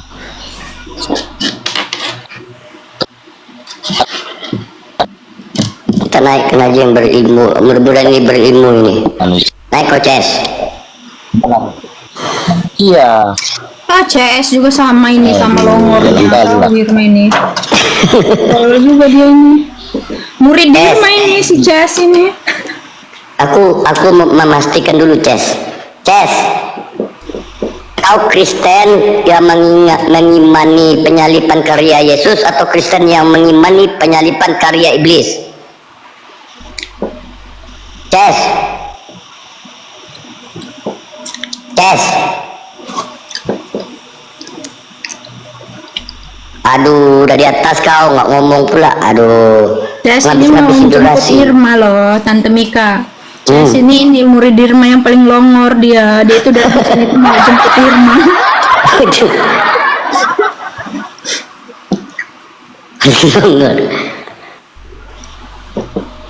Amreno. Am.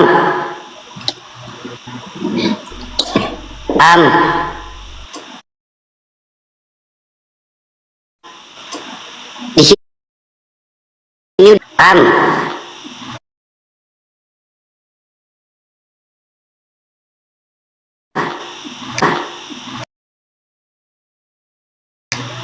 ya. Islam Kristen bang. Halo, Ya bang, Islam Kristen. saya Kristen. Oke, ada yang mau disampaikan atau abang udah mendengar pernyataan atau diskusi yang di atas? Ada yang mau dipertanyakan? Saya cuma mau sampaikan aja. Kalau Bang tukang paket. saya mau sampaikan aja, kalau seandainya ada yang bertanya, kamu itu jangan dibantah-bantah dulu, kamu dengarin dulu penjelasan orang. Bertanya aja udah longor gimana mau nggak dibantah? Itu nah. Bertanya makanya. itu tampakkan kualitas kalian sebagai manusia. Tidak, kan kita itu kan saling menghargai. Kalian bertanya, ketika kalian udah makan apel, kalian bertanya gimana rasanya makan apel, kan lucu. Kalian udah merasakan apel itu, tapi kalian bertanya gimana sih rasanya apel? Biar orang itu jelasin dulu. Kalau memang Ya udah, aku bertanya kau, bertanya. sebagai calon Bertanya saja. dengarin orang jelas Sudah dulu, bertanya, nanti baru jangan kau kamu ngatur-ngatur di sini siapa bantai. kau? Turun. Ya. Sudahin Tante, ludahin dulu. Wih, terlambat.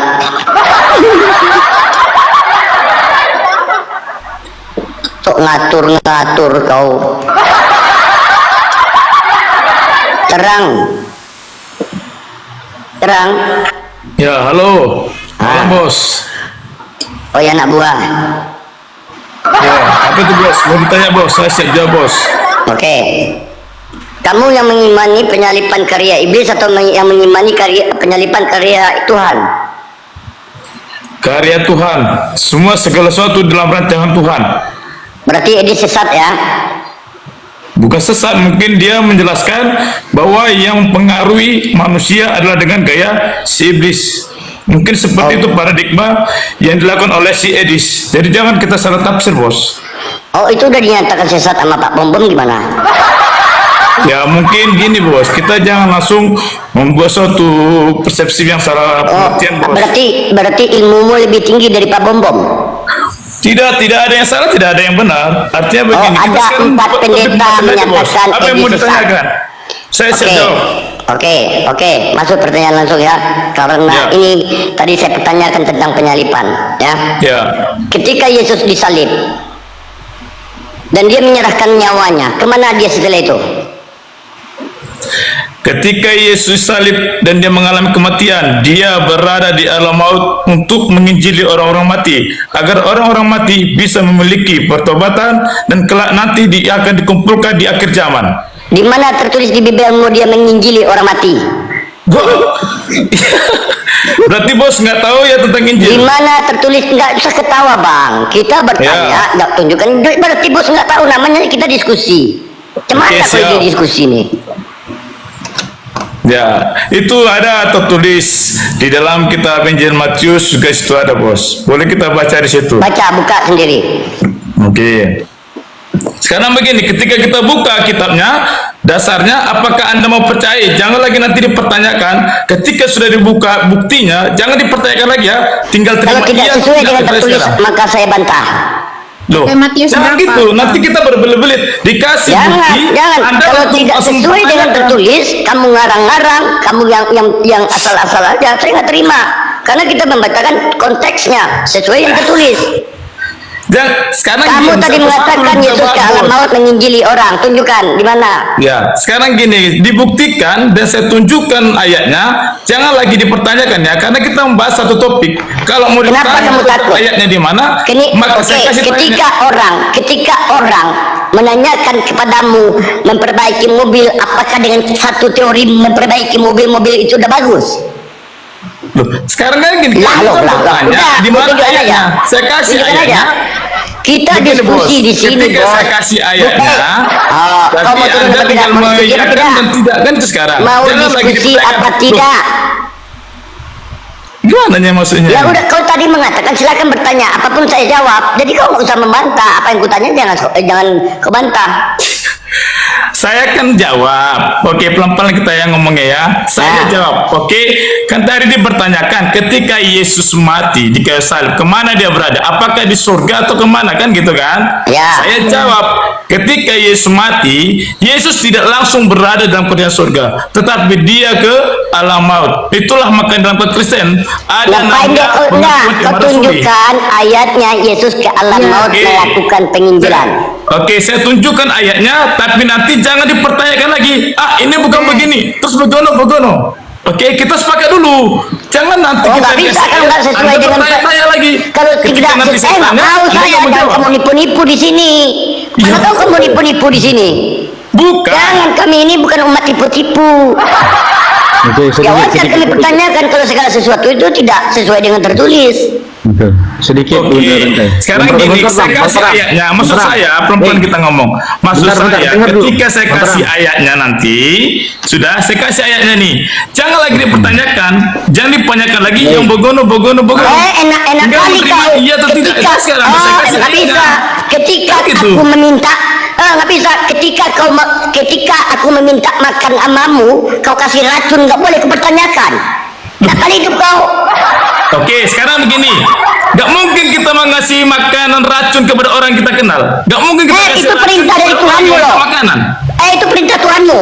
Berikan bangkai, kamu jangan memakan bangkai itu, berikan kepada orang lain.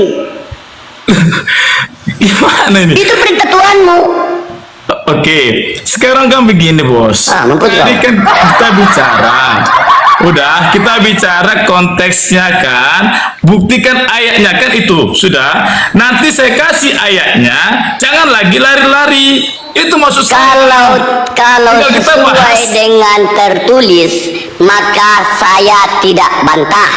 Tapi kalau tidak sesuai dengan tertulis, maka saya pertanyakan lagi pernyataanmu. Kita namanya diskusi, bukan cipok-cipokan, bertahu kau. Dia. Oke, sedikit luruskan ya. Terang, kau dengarkan dulu. Hei, terang, kau dengarkan dulu. Oke, ya Bos, kenapa Bos? Kau dengarkan dulu. Sekarang apa tuh Bos? Jangan marah-marah Bos, kita santai Bos. Ini dunia perdiskusian. Dengar. Dari tadi kau kamu dengarkan. Ini dunia perdiskusian. Maka di dalam dunia perdiskusian, tatkala kamu menyampaikan satu argumen, ya, kamu harus paham dulu. Orang berhak mempertanyakan argumen tersebut. Jikalau kamu memberikan satu pernyataan, oke? Maka ketika Tante Mikana nih bilang bahwa sih pertanyaan kau itu nggak mention sama apa yang ada di dalam kitabmu sendiri, maka wajib dipertanyakan. Namanya juga perdiskusian. Bukankah perdiskusian itu mencari yang mana titik kebenarannya? Kalau misalkan kau ketika memberikan satu pertanyaanmu itu harus apa? Menjadi data yang tidak bisa terbantahkan. Lari kau pulang kau ke rumah, bukan dunia perdiskusian itu namanya.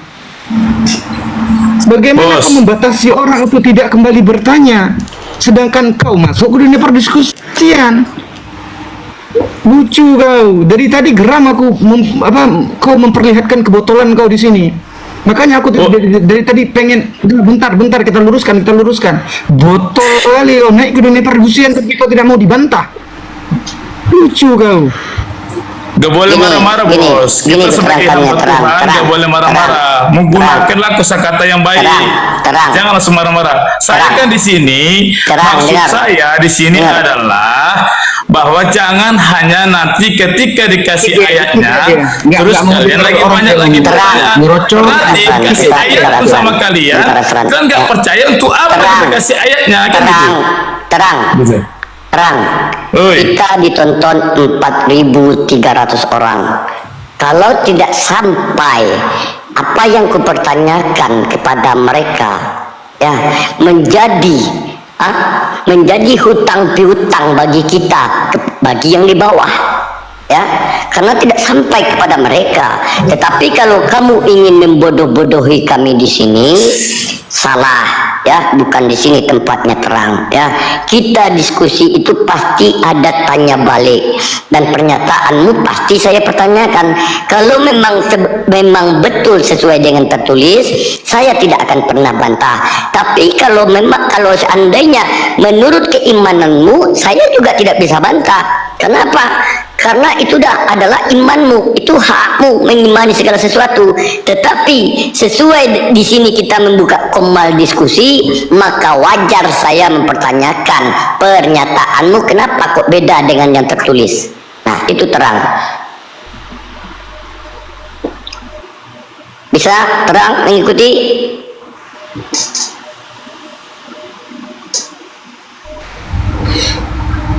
Maka menangislah Tuhan. Karena gini dia, kalau semisal ya, kau memberikan ayat dan kami tidak percaya, itu tugasmu untuk memberikan pengertian kepada kami agar kami percaya. Paham nggak? Bukannya kau malah bilang, oh nggak bisa, kamu nggak percaya, saya nggak mau kasih ayat. Itu tugasmu untuk memberikan pemahaman kepada kami agar kami percaya ayat yang kau bawa. Gitu dia. Jadi ini perdiskusian namanya. Hakmu. Jadi kalau sama dia Sran bertanya, terang, gimana cara bawa masak nasi? Oh, masukkan air. Udah nggak boleh tanya lagi, air aja udah masukkan, nanti jadi nasi. Gitu lah Sran. Gitu. Iya, nggak boleh lagi dipertanyakan gimana cara masak nasi. Oh, itu aja, masukkan air. Udah, berasnya nggak dimasukkan, colokannya nggak dicucukkan, yang penting udah masukkan air, selesai. Gimana kalian berdiskusi seperti itu? Ya, makanya jangan imani saja seperti orang gila kita. Ketika orang gila pergi ke tempat sampah menemukan makanan di sana, dia tidak perlu menggunakan akal, tapi yakin makanan itu bisa mengenyangkan perutnya. Dia tidak perlu tahu itu sehat bagi dia, halal bagi dia, apakah udah expire, nggak perlu. Yang penting imannya aja, makanan itu mengenyangkan perut. Nah itu mau kalian jadi orang gila? Cukup mengimani saja. Kami beda bos, kami umat Islam disuruh memakai akal. Karena kenapa? Karena ketika kami lahir ke dunia, itu kepala kami duluan, dan kepala kami itu tinggi, posisinya paling tinggi di atas bahu. Kenapa? Karena isi kepala dimuliakan. Kami kenapa keluar waktu bayi itu keluar kepala? Disuruh menggunakan isi kepala. Kalau kami keluar pantat, maka disuruh menggunakan pantat. Tan, tapi jujur ya Tan, Mas Ran tersinggung dengan perkataan tadi itu, jujur ya, karena Mas Ran lahir kaki duluan. Oh, karena aku nggak bilang kaki, pantat, karena aku tahu ada yang songsang. Asal lahir kaki duluan. Makanya aku tahu, nggak bilang kaki. Kalau dia nanya, oh aku kaki, ya derita lu, Seran. Warung Caesar. Warung Caesar. Ya, gini teman-teman ya, masalah imani saja tadi ya teman-teman. Aslan Momot, Aslan. Aslan Momot. Bukan ya. Bang Yonatan nggak bantuin Aslan jadi Momot. Bang Yonatan ngorok pula Bang Yonatan ya. Gini. Ketika bang Ulung turun ya, ketika kita untuk mencari sesuatu kebenaran itu pasti menggunakan akal dan pikiran. Begitu juga untuk membedakan mana yang baik mana yang benar itu menggunakan akal. Untuk mengetahui mana yang Tuhan mana yang tidak itu menggunakan akal. Ketika kalau kalian cuma cukup mengimani saja, maka pohon pisang pun bisa jadi Tuhan, ban dalam dikasih mises bisa jadi donat, softtek 2 kali pakai kasih tepung terigu bisa jadi softtek kriuk. Kenapa? Kalian tidak menggunakan akal. Coba gunakan akal untuk mencari kebenaran itu ya. Jangan beriman saja. Jangan beriman saja. Kalau beriman saja, apapun bisa kalian tuhankan. Kenapa? Oh, Yesus bisa jalan di atas air. Ninja Tori juga jalan di atas air. Oh, Yesus terbang. Itu David Copperfield bisa pesulap juga bisa terbang. Yesus menyembuhkan orang mati. Itu di rumah sakit banyak orang berobat sekarang itu. Just naikin. Yes, ya. Gitu, makanya gunakan akal. Gini kuterangkan sekali lagi. Buat yang teman-teman ya. Allah bisa jadi apa saja. Ya, Allah bisa jadi apa saja. Itu benar. Tapi mustahil bagi Allah untuk merendahkan diri. Sama halnya dengan kita yang hanya manusia biasa, ada yang mustahil bagi kita. Contoh ya, ketika kita bisa makan nasi, kita juga bisa makan cuma tinggal ambil masukkan ke mulut. Tapi mustahil bagi kita untuk melakukan itu. Ketika kita pergi ke pasar, kita juga bisa pergi ke pasar dengan tidak memakai baju. Tetapi mustahil bagi kita untuk melakukan itu, ya. Karena kita manusia aja ada sesuatu yang kita tidak mau terima untuk merendahkan diri. Apalagi pencipta langit dan bumi. Itu konsepnya. Bukan nggak bisa, mustahil untuk merendahkan diri serendah-rendahnya. Ketika Tuhan Maha Suci, dikatakan Maha Suci. Nah, Tuhan ini berubah jadi manusia. Di dalam tubuh manusianya ada sama encing. Jadi masih suci. Nggak ada Maha Sucinya lagi. Ya, itu gunakan akal, otak kalian nggak nyampe. Yes. Ya. Ya. Nah, ini saya mau bertanya ini sama si tante ini. Mau bertanya hal yang sama. Kan dari awal tadi saya kan mendengar tentang kematian Yesus, iblis berjasa apa enggak? Kan begitu? Iya. Nah, saya mau menanyakan hal yang sama nih. Muhammad itu kan disebut mati syahid, betul apa enggak? Berarti wanita Yahudi yang meracun Muhammad itu berjasa apa enggak? Kan Muhammad tewas diracun wanita nih. Menurut kamu wanita itu berjasa apa enggak? Di mana hadisnya yang mengatakan Nabi Muhammad itu meninggal diracun sama wanita Yahudi? Di mana dalilnya? Tunjukkan. Kamu ini Islam apa enggak sih? Saya Islam. Sebab itu saya tanyakan kamu, mana dalilnya yang mengatakan Nabi Muhammad itu meninggal karena diracun Somad juga ngomong banyak semua. Tunjukkan kau diskusi di sini. Terangkan aja Sran. Turunkan aja dia mau membawa. Terangkan aja Sran. Oke. Asal terangin ya. Ya, silakan. Lanjut. Apakah Rasulullah SAW itu meninggal diracun kan gitu ya? Oke. Rasulullah SAW itu wafat tahun 11 Hijriah. Ada dua sebab ya, ada dua pendapat kuat tentang apa sebab kematian Rasulullah SAW. Yang pertama apa? Yang pertama karena penyakit demam beliau, dan yang kedua itu apa? Karena dampak daripada racun yang menerjang tubuh beliau saat apa? Perang Khaybar kan gitu. Ketika kita mempertanyakan bahwasanya apakah tatkala Rasulullah SAW dikatakan mati syahid, maka orang yang meracuni itu berjasa kepada Rasulullah SAW, ini nggak masuk logika, nggak masuk kepada pemikiran. Karena apa? Tentunya salah tidak akan mungkin dibenarkan. Ya, kesalahan itu tidak akan mungkin dibenarkan. Makna daripada fahala syahid, mati syahid, bagaimana sih? Balasan daripada Allah Subhanahu wa taala kepada orang yang dianiaya. Ya, dapat pahala syahid. Itu balasan daripada Allah Subhanahu wa taala karena keadilannya Allah Subhanahu wa taala. Karena apa? Dia dianiaya. Maka Allah berikan dia pahala syahid. Bukan berarti orang yang menganiaya dia itu berjasa kepada dia. Tidak. Tetapi apa? Bentuk, kita bilanglah bonus dari Allah Subhanahu wa taala. Tatkala kita dapat rugi ini, tatkala kita menjalankan satu program kita dapat rugi. Nah, orang yang bos yang punya program itu ganti rugi. Itu dinamakan pahala syahid. bukan maknanya yang meracuni Rasulullah sallallahu alaihi wasallam itu berjasa terhadap Rasulullah sallallahu alaihi wasallam, bukan. Perkara mati syahid itu merupakan balasan daripada Allah Subhanahu wa taala. Untuk siapa? Untuk orang-orang yang dianiaya, untuk orang-orang yang berjasa, bonus daripada Allah Subhanahu wa taala. Mati syahid itu bukan cuma satu, ada 3. Syahid dunia, syahid akhirah, wal syahid dunia akhirah.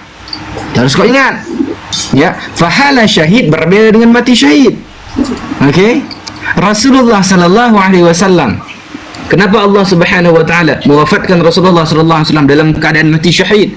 Karena Allah Subhanahu wa taala ingin mempertunjukkan kepada siapa? Kepada seluruh manusia bahwa Rasulullah sallallahu alaihi wasallam adalah nabi yang paling afdal dan paling sempurna di antara nabi-nabi sebelum Nabi Muhammad sallallahu alaihi wasallam. Beliau mendapat pahala Rasul, beliau mendapat pahala Nabi, dan beliau juga mendapat pahala mati syahid. Genap lengkap semuanya itu Allah Subhanahu wa taala berikan kepada Rasulullah tatkala umur beliau 63 tahun. Jadi why gitu? Kenapa gitu? Oke, tambahkan sedikit. Ya. Nah, tambahkan sedikit. Nah, Ya, dengarkan lanjut. konten longor. Ya, jadi gini ya buat teman-teman, yang disampaikan Hasan udah jelas. Yang kedua, kalau kita ikuti perkataannya, kalau kita ikuti perkataan si Ces tadi ya, nah ketika Nabi Muhammad seandainya mati syahid, meninggal dalam keadaan syahid ya, nah itu keuntungan buat diri beliau sendiri. Tetapi Kristen, perlakuan jahat iblis memberikan keuntungan kepada kalian seluruh manusia. Hah? Gimana otak kalian? Nabi Muhammad kalaulah seandainya benar ya diberikan kemuliaan kepada Nabi Muhammad SAW dengan syahidnya gara-gara perempuan itu, gara-gara perempuan yang meracun itu terhadap untuk diri beliau sendiri. Kalau kalian tidak, ketika Yesus ditombak, keuntungan bagi kalian seluruh Kristen. Keadilan Tuhan nggak ada. Kalian selamat dengan penyalipan Yesus, yang menyalip Yesus nggak selamat. Di mana letak adilnya? Kalian apa namanya menderita di atas penderitaan, apa namanya, berjoget di atas penderitaan orang, apa namanya judulnya nyanyi ya? Hah? Makanya menangislah Tuhan.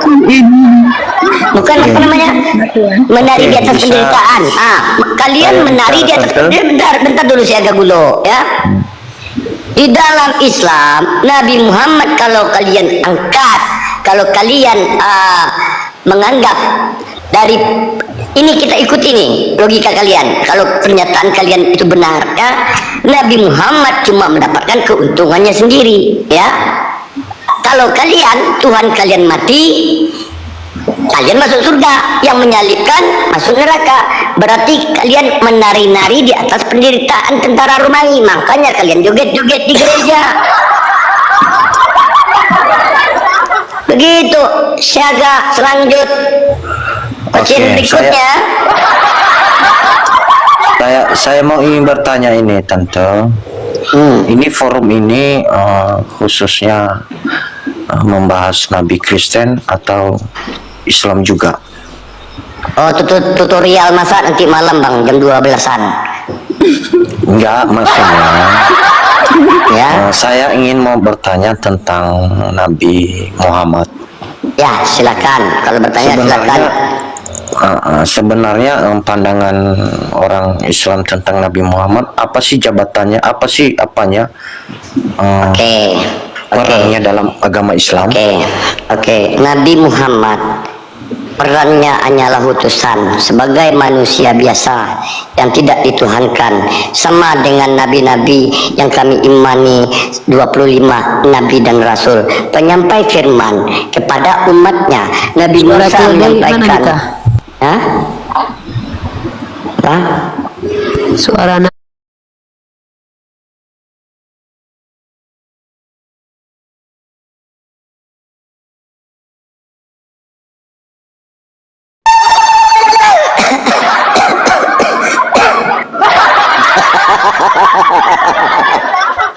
udah. Oke. Saya terangkan. Nabi Muhammad bukan bagian dari Tuhan. Nabi Muhammad bukan salah satu dari Tuhan. Nabi Muhammad bukan Tuhan yang dibagi tiga. Nabi Muhammad hanya manusia biasa yang diberikan kepada beliau jabatan sebagai utusan Allah, sebagai rasul, penyampai firman-firman yang dibawa oleh Jibril kepada Nabi Muhammad dan disampaikan kepada kami umat manusia. Sama dengan nabi-nabi yang ada di Nabi Abraham, Nabi Musa, penyampai firman, tidak setitel dengan Tuhan. Beliau hanya utusan kepada manusia yang tersesat di jalan kesesatan. Waktu itu belum ada Google. Nah, ya, siaga gulu jelas. Ya, ini saya mau bertanya lagi. Itu pandangan Muslim tentang Nabi Muhammad ini berdosa atau enggak ya? Hah?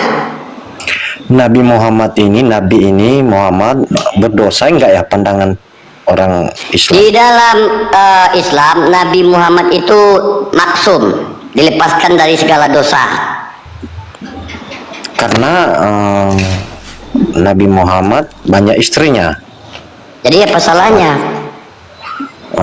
Apakah Kalau enggak berdosa? gini Syaga ya, ketika Allah mengizinkan beliau, ya, maka tidak ada kesalahan. Sama ketika kita pergi ke kedai, ketika kita ambil tanpa ada duit, kita ambil, tapi orang warung ini mengizinkan mengambil, itu tidak jadi mencuri. Tetapi kalau tidak diizinin, berarti itu pencurian, ya. Nah, Allah mengizinkan kepada beliau, Allah tidak melarang. Gimana kita mengatakan itu jadi berdosa? Berarti Nabi Muhammad enggak berdosa ya? Enggak. Oh iya. Saya mau bertanya, kalau di agama Islam, kalau berbuat dosa itu apa sih kelakuannya? Contohnya, kalau berzina itu apakah berdosa atau tidak dalam pandangan agama Islam? Oke, ini pertanyaan bagus ini teman-teman ya. Ya, di dalam Islam ya, zina itu ada dua ya. Satu adalah muhsan, yang kedua adalah gairul muhsan ya. Zina gairul muhsan, yang muhsan menikah dan berzina, ini hukumannya dilempar sampai mati. Gairul muhsan belum menikah, ini hukumannya dicambuk ya. Jadi ini adalah yang paling terberat, itu adalah zina ketika dia sudah menikah dan dia ada dihisap ya, dihukum atau disisa dilemparkan sampai mati. Ini hukuman bagi pezina yang setelah menikah. Begitu gairul muhsan. Siaga gulo, silakan. Dirajam ya. Ya betul teman-teman, dirajam. Oke, sudah paham. Karena saya di sini mau ingin supaya juga bagi-bagi pengalaman. Jadi kalau saya kamu mau berzina maksudnya? Bukan. Kan mau bagi-bagi pengalaman berzina. Ya, gimana? Oke.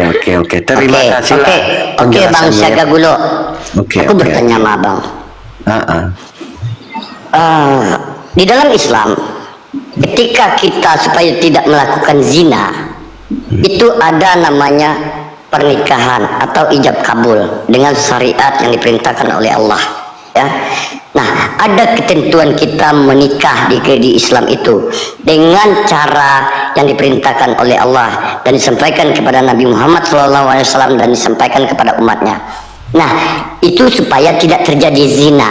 Nah, di Kristen supaya tidak terjadi zina, bagaimana cara menghindarinya? Ya, menghindarinya ya, kalau ibaratnya sudah nikah satu, ya itu aja. Oke. Cara tata nikah di Kristen seperti apa? Ya, nikah itu disatukan jadi dua tubuh menjadi satu tubuh. Dua tubuh jadi satu tubuh, jadi kembar siam. Maksudnya laki-laki sama perempuan menjadi satu. Laki-laki yang penting dia udah lengket aja udah bisa nikah itu. Ya bukanlah Nah, terus apa cara syarat menikah di Kristen? ya caranya kan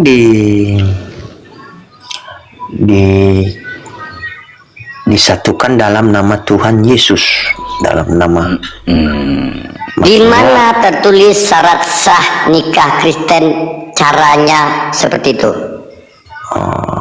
inilah yang agak kurang paham sedikit, Tante. Oke, kita tidak bisa memaksakan ya. Bang Syaga, tolong besok Bang tanyakan ke pendeta Abang gimana cara, kenapa sih di mana tertulis di Bible kita cara nikah di Kristen ya, Bang ya. Karena itu wajib Abang ketahui. Nanti kalau ditoyor-toyor kepala Bang di gereja itu udah sah nikahnya, bagus Abang pergi ke ring tinju. Itu paling sering ditoyor-toyor kepala kita ya, Bang. Nah, Abang saya dulu. Iya, iya. Saya mau bertanya, boleh kan Bang? Sama Bang juga tadi Abang bertanya. Ini bukan Tante Mika yang bertanya, aku yang bertanya. Lanjut. Menurut Abang kan Kristen. Iya. Menurut Abang kitab mengajarkan hal perzinahan atau bukan? Kalau kita di Kristen ini tidak mengajarkan tentang perzinahan. Tidak ada dikata untuk mengajarkan untuk rayuan, untuk gombalin wanita-wanita seperti Irmani? Enggak ada. Kalau sepengetahuan saya ya. Bang. Coba Bang buka Kidung Agung 5 ayat 3 sampai 5 Bang. Apa itu bunyinya itu, Bang? Karena saya kurang paham juga. Gini Bang, dengar ya.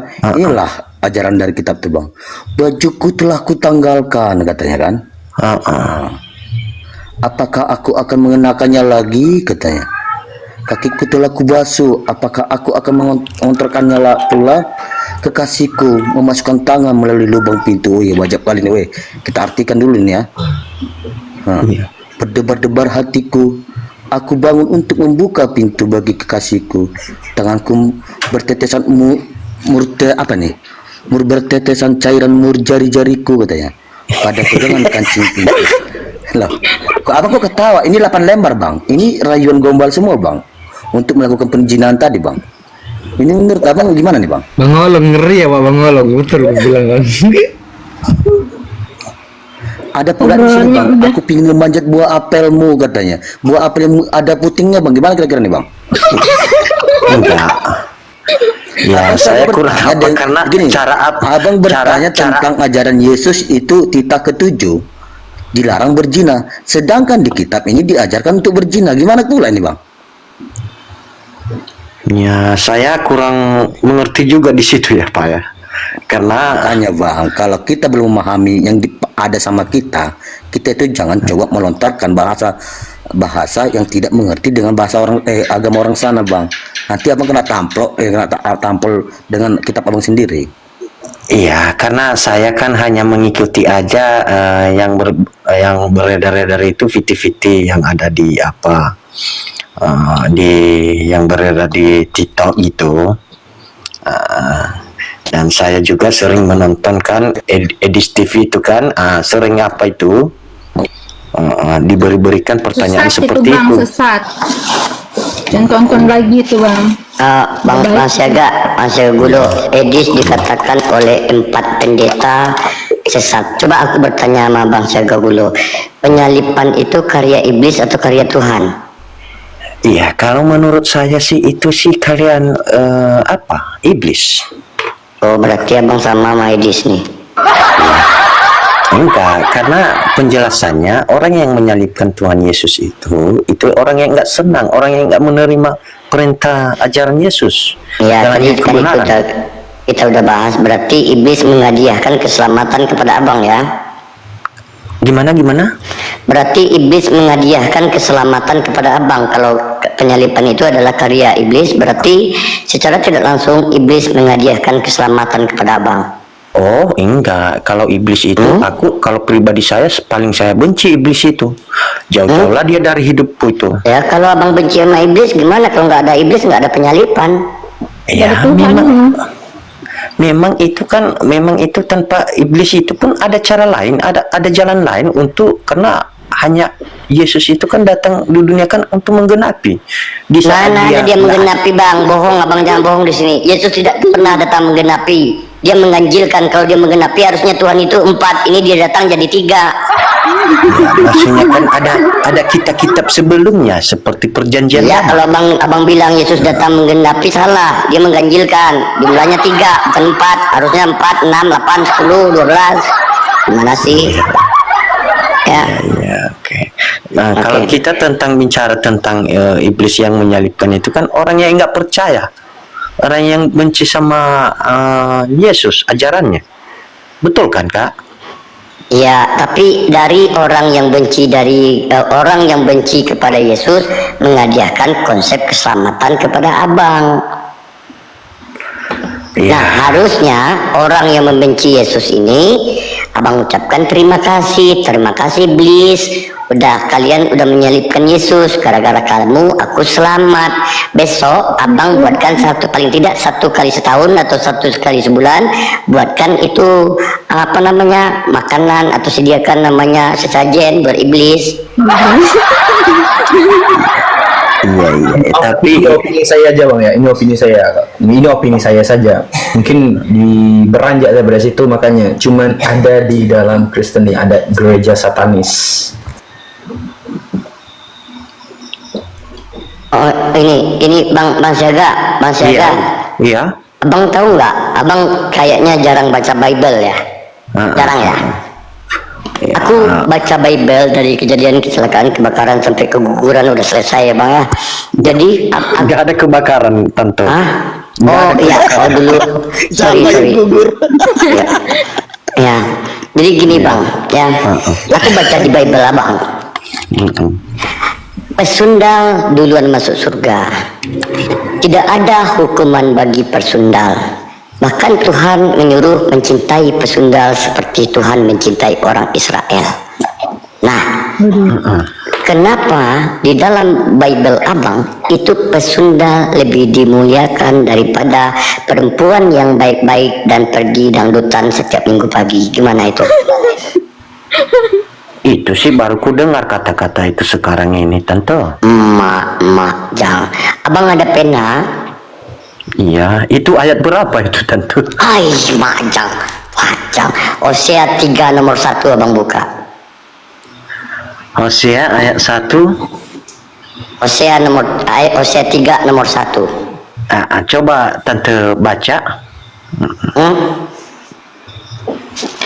Oke, bentar ya. Ini lagi loading ya. HP-nya. Ada Bang Holong, Bang Holong. Asal buka. Oke ya, buka Aslan Hosea 3 nomor 1. Boleh, Hosea 3 nomor 1 ya, bentar ya. Hosea 3 nomor 1 boleh.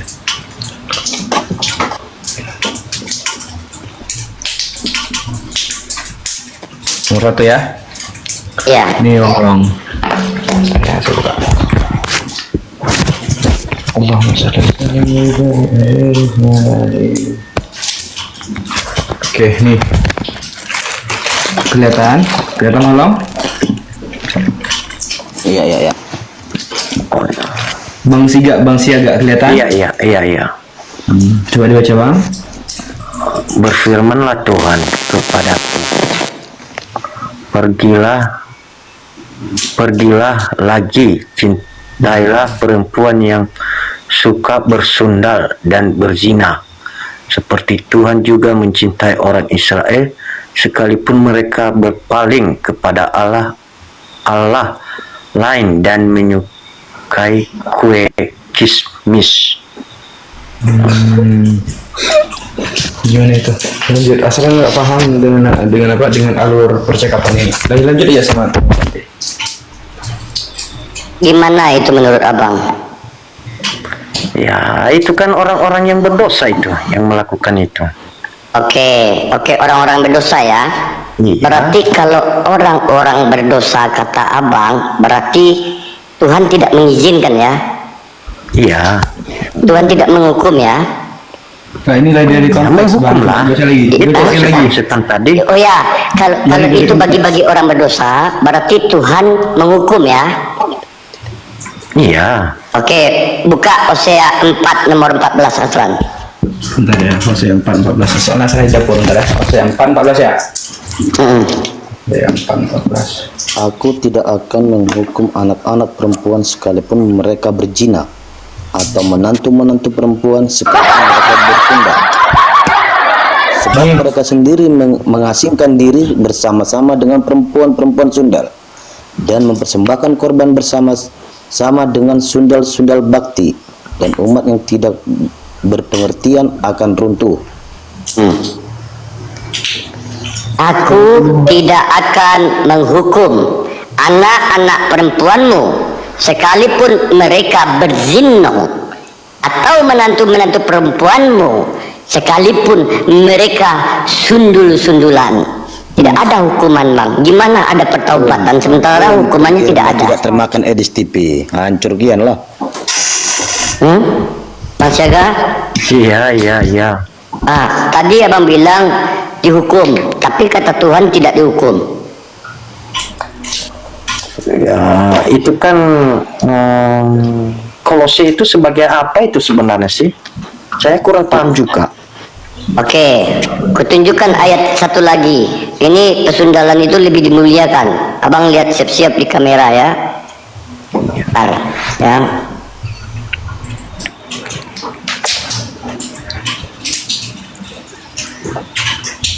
Sabar ya Bang ya.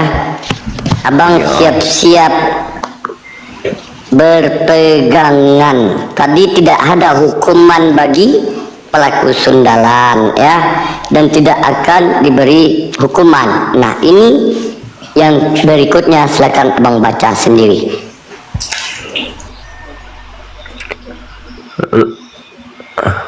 Ini kan Yesaya. Ya, Abang baca. Labanya dan upah sundalnya akan kudus bagi Tuhan. Fees charge. Tidak akan ditahan atau disimpan, tetapi dengan lambatnya itu akan disediakan makanan yang cukup dan pakaian yang indah bagi orang-orang yang diam di hadapan Tuhan. Tepuk tangan.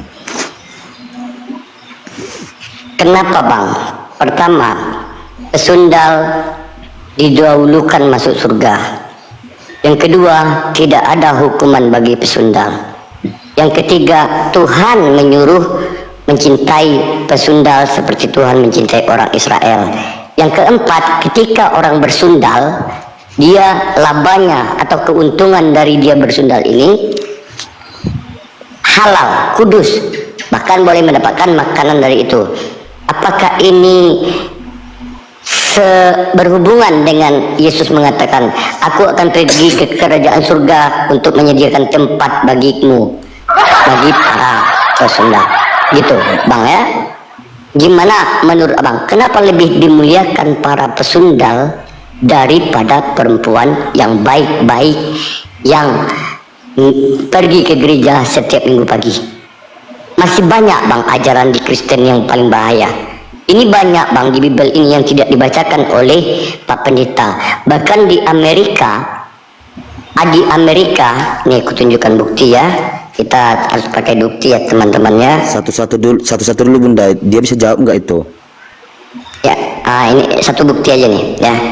Nih, ditunjukkan ya. Alkitab dilarang di sekolah dasar UTAH karena berisi kekerasan dan vulgar. Nih, kenapa bisa seperti ini Bang?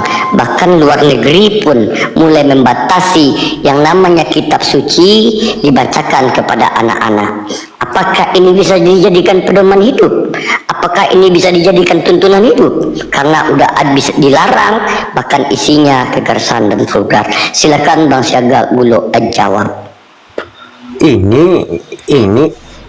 Ini gambar ini Alkitab atau apa ini? Apa tulisan dari apa ini, kesaksian para rasul atau bagaimana ini? Bang, di Amerika peredaran Bible udah dilarang. Gara-gara apa? Gara-gara isi Bible yang kutunjukkan tadi. Itu kutanyakan pendapatnya. Oke lah Bu, oke lah Tante ya. Jadi saya nggak bisa menjawab itu karena itu terlalu jauh saya gini menjawabnya. Bang Syaga, terlalu berat. Pertanyaan Tante Mika tadi pertama, Kenapa? Leko ya, kenapa? Orang pesundal dikasih tempat didahulukan di surga, bahkan dikasih kamar. Itu kenapa? Oh, enggak benar itu. Enggak benar. Kalau begitu, iya. Itu Kalau jawaban Leko, jawabannya itu pakai bahasa Jawa Lek. iya, maksudnya begini. Kok dilarang? Itu jawabannya Lek. Kalau untuk pesundalnya masuk surga itu enggak benar itu. Berarti kitab abang nggak benar. Ya, bukan kitab loh. Bukan apanya yang melakukan itu kan ada tempatnya. Ya, itu neraka. Oh, kalau ada tempatnya boleh.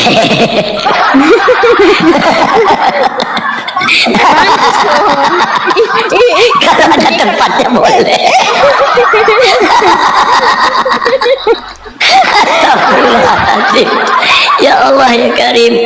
Astagfirullahaladzim. Tante bilang tadi kan di agama Muslim itu kan dosa paling besar kan itulah berzina itu. Ya kenapa abang nggak malah ngikutin aja yang Kristen, nggak ngikutin Muslim? Maksudnya? Ya, abang kan ngambil kan di Muslim kan berdosa besar itu kata abang. Kenapa abang ngikutin aja yang Kristen, bukan ajaran Muslim? Ya kan di ajaran Kristen kan ada yang namanya neraka surga. Orang yang masuk ke neraka kan orang yang berbuat dosa seperti itu. Ya tapi kan tadi di sana nggak ada berbuat dosa katanya. Nggak berbuat dosa. Dia lebih betah masuk. Bang, gini kuterangkan bang ya. Kitab suci atau panduan untuk umat manusia itu tidak akan memberatkan umatnya. Yang pertama, ya, memberikan solusi kepada penganutnya. Yang kedua, menjauhkan dari kejahatan.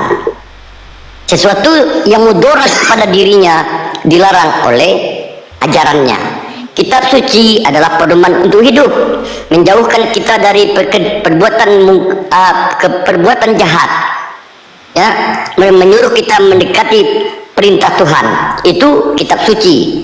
Ya, sementara di dalam Bible abang, kitab sucinya marah nyuruh bersundal. Bahkan pesundal duluan masuk surga. Apabila ajaran dari kitab suci melenceng dari kemaslahatan umat, itu bukan ajaran dari Tuhan bang, itu ajaran dari iblis. Hanya iblislah yang ingin merusak tatanan dunia. Al-Quran memberikan solusi kepada umat manusia. Bahkan sebelum negara Indonesia ini memakai undang-undang melarang minuman keras, Nabi Muhammad 1400 tahun yang dulu udah membuat peraturan itu, dilarang minum khamar haram. Sebelum negara Republik Indonesia membuat undang-undang berjudi haram, Nabi Muhammad 1400 tahun yang dulu mengatakan segala undi nasib itu haram. Nabi negara Indonesia melarang pemakaian narkoboy. Nabi Muhammad 1400 tahun yang lalu udah membuat peraturan itu. Segala sesuatu yang mendatangkan mudarat kepada dirimu haram. Dan ajaran-ajaran Nabi Muhammad ini dipakai oleh negara Islam, juga dipakai oleh negara yang non-Islam. Nah, di ajaran Kristen, ini kutunjukkan, ajaran Kristen kalau diletakkan kepada manusia, kasihi sesama musuhmu, tidak boleh kamu balas, cukup kamu doakan saja, maka penjara tidak perlu lagi. Paham? Iya paham sedikit. Sedikit. Aku alhamdulillah ya teman-teman ya, Bang Siaga Gulo bukan penghujat. Bang Siaga Gulo mau belajar. Bang Siaga Gulo banyak tidak mengetahui isi Bibelnya.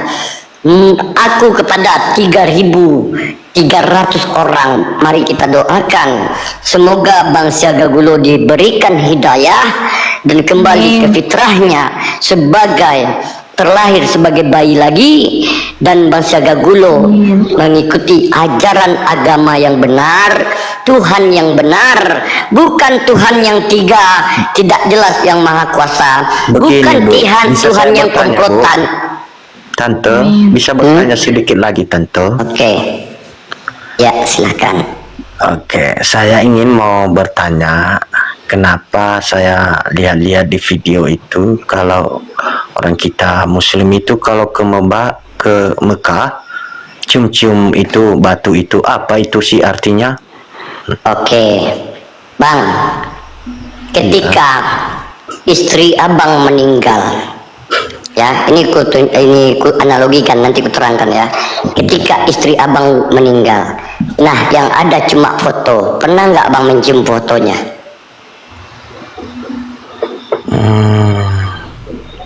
Karena saya belum beristri. Bukan, maksudnya belum. Istrinya belum meninggal. Nah, gini bang, jadi soal batu tadi ya bang, mencium batu Hajar Aswad itu tidak diwajibkan, ya itu adalah sunnah. Ketika kita melakukan kita mendapat pahala, dan tidak kita lakukan tidak apa-apa. Nah, apa yang dilakukan oleh baginda Rasulullah, nah itu menjadi pahala bagi kita. Nah, di Islam bang, kalau kita mengikuti apa yang dilakukan Nabi Muhammad SAW, itu akan menjadi pahala bagi kita. Nabi Muhammad pernah berkata, beruntunglah orang yang mengenal aku dan menegakkan sunnahku. Dan beruntunglah 3 kali dikatakan orang yang tidak kenal aku tapi menegakkan sunnahku, yaitu kami umatnya yang sekarang. Kami tidak pernah sejaman dengan Nabi Muhammad, kami tidak pernah sejalan dengan Nabi Muhammad. Nabi Muhammad mengatakan beruntunglah kami yang melaksanakan sunnah. Yang bagi laki-laki, sunnah yang Nabi Muhammad yang utama adalah jenggot. Jenggot segenggam itu sunnah yang tidak henti-henti mengalir pahalanya. Ketika kita tidur, pahalanya ngalir. Ketika di kamar mandi, pahalanya mengalir. Itu satu dari sunnah Nabi Muhammad SAW tentang jenggot saja. Sunnah-sunnah Nabi Muhammad yang lainnya adalah ketika cara beliau makan, ketika cara beliau tidur, ketika cara beliau masuk ke kamar mandi, ketika cara beliau menggauli istrinya, itu sunnah. Ya, jadi kalau kami melakukan sunnah Nabi Muhammad, maka kami mendapatkan pahala. Apakah ketika orang Kristen mengikuti apa yang dilakukan Yesus mendapatkan pahala, bang?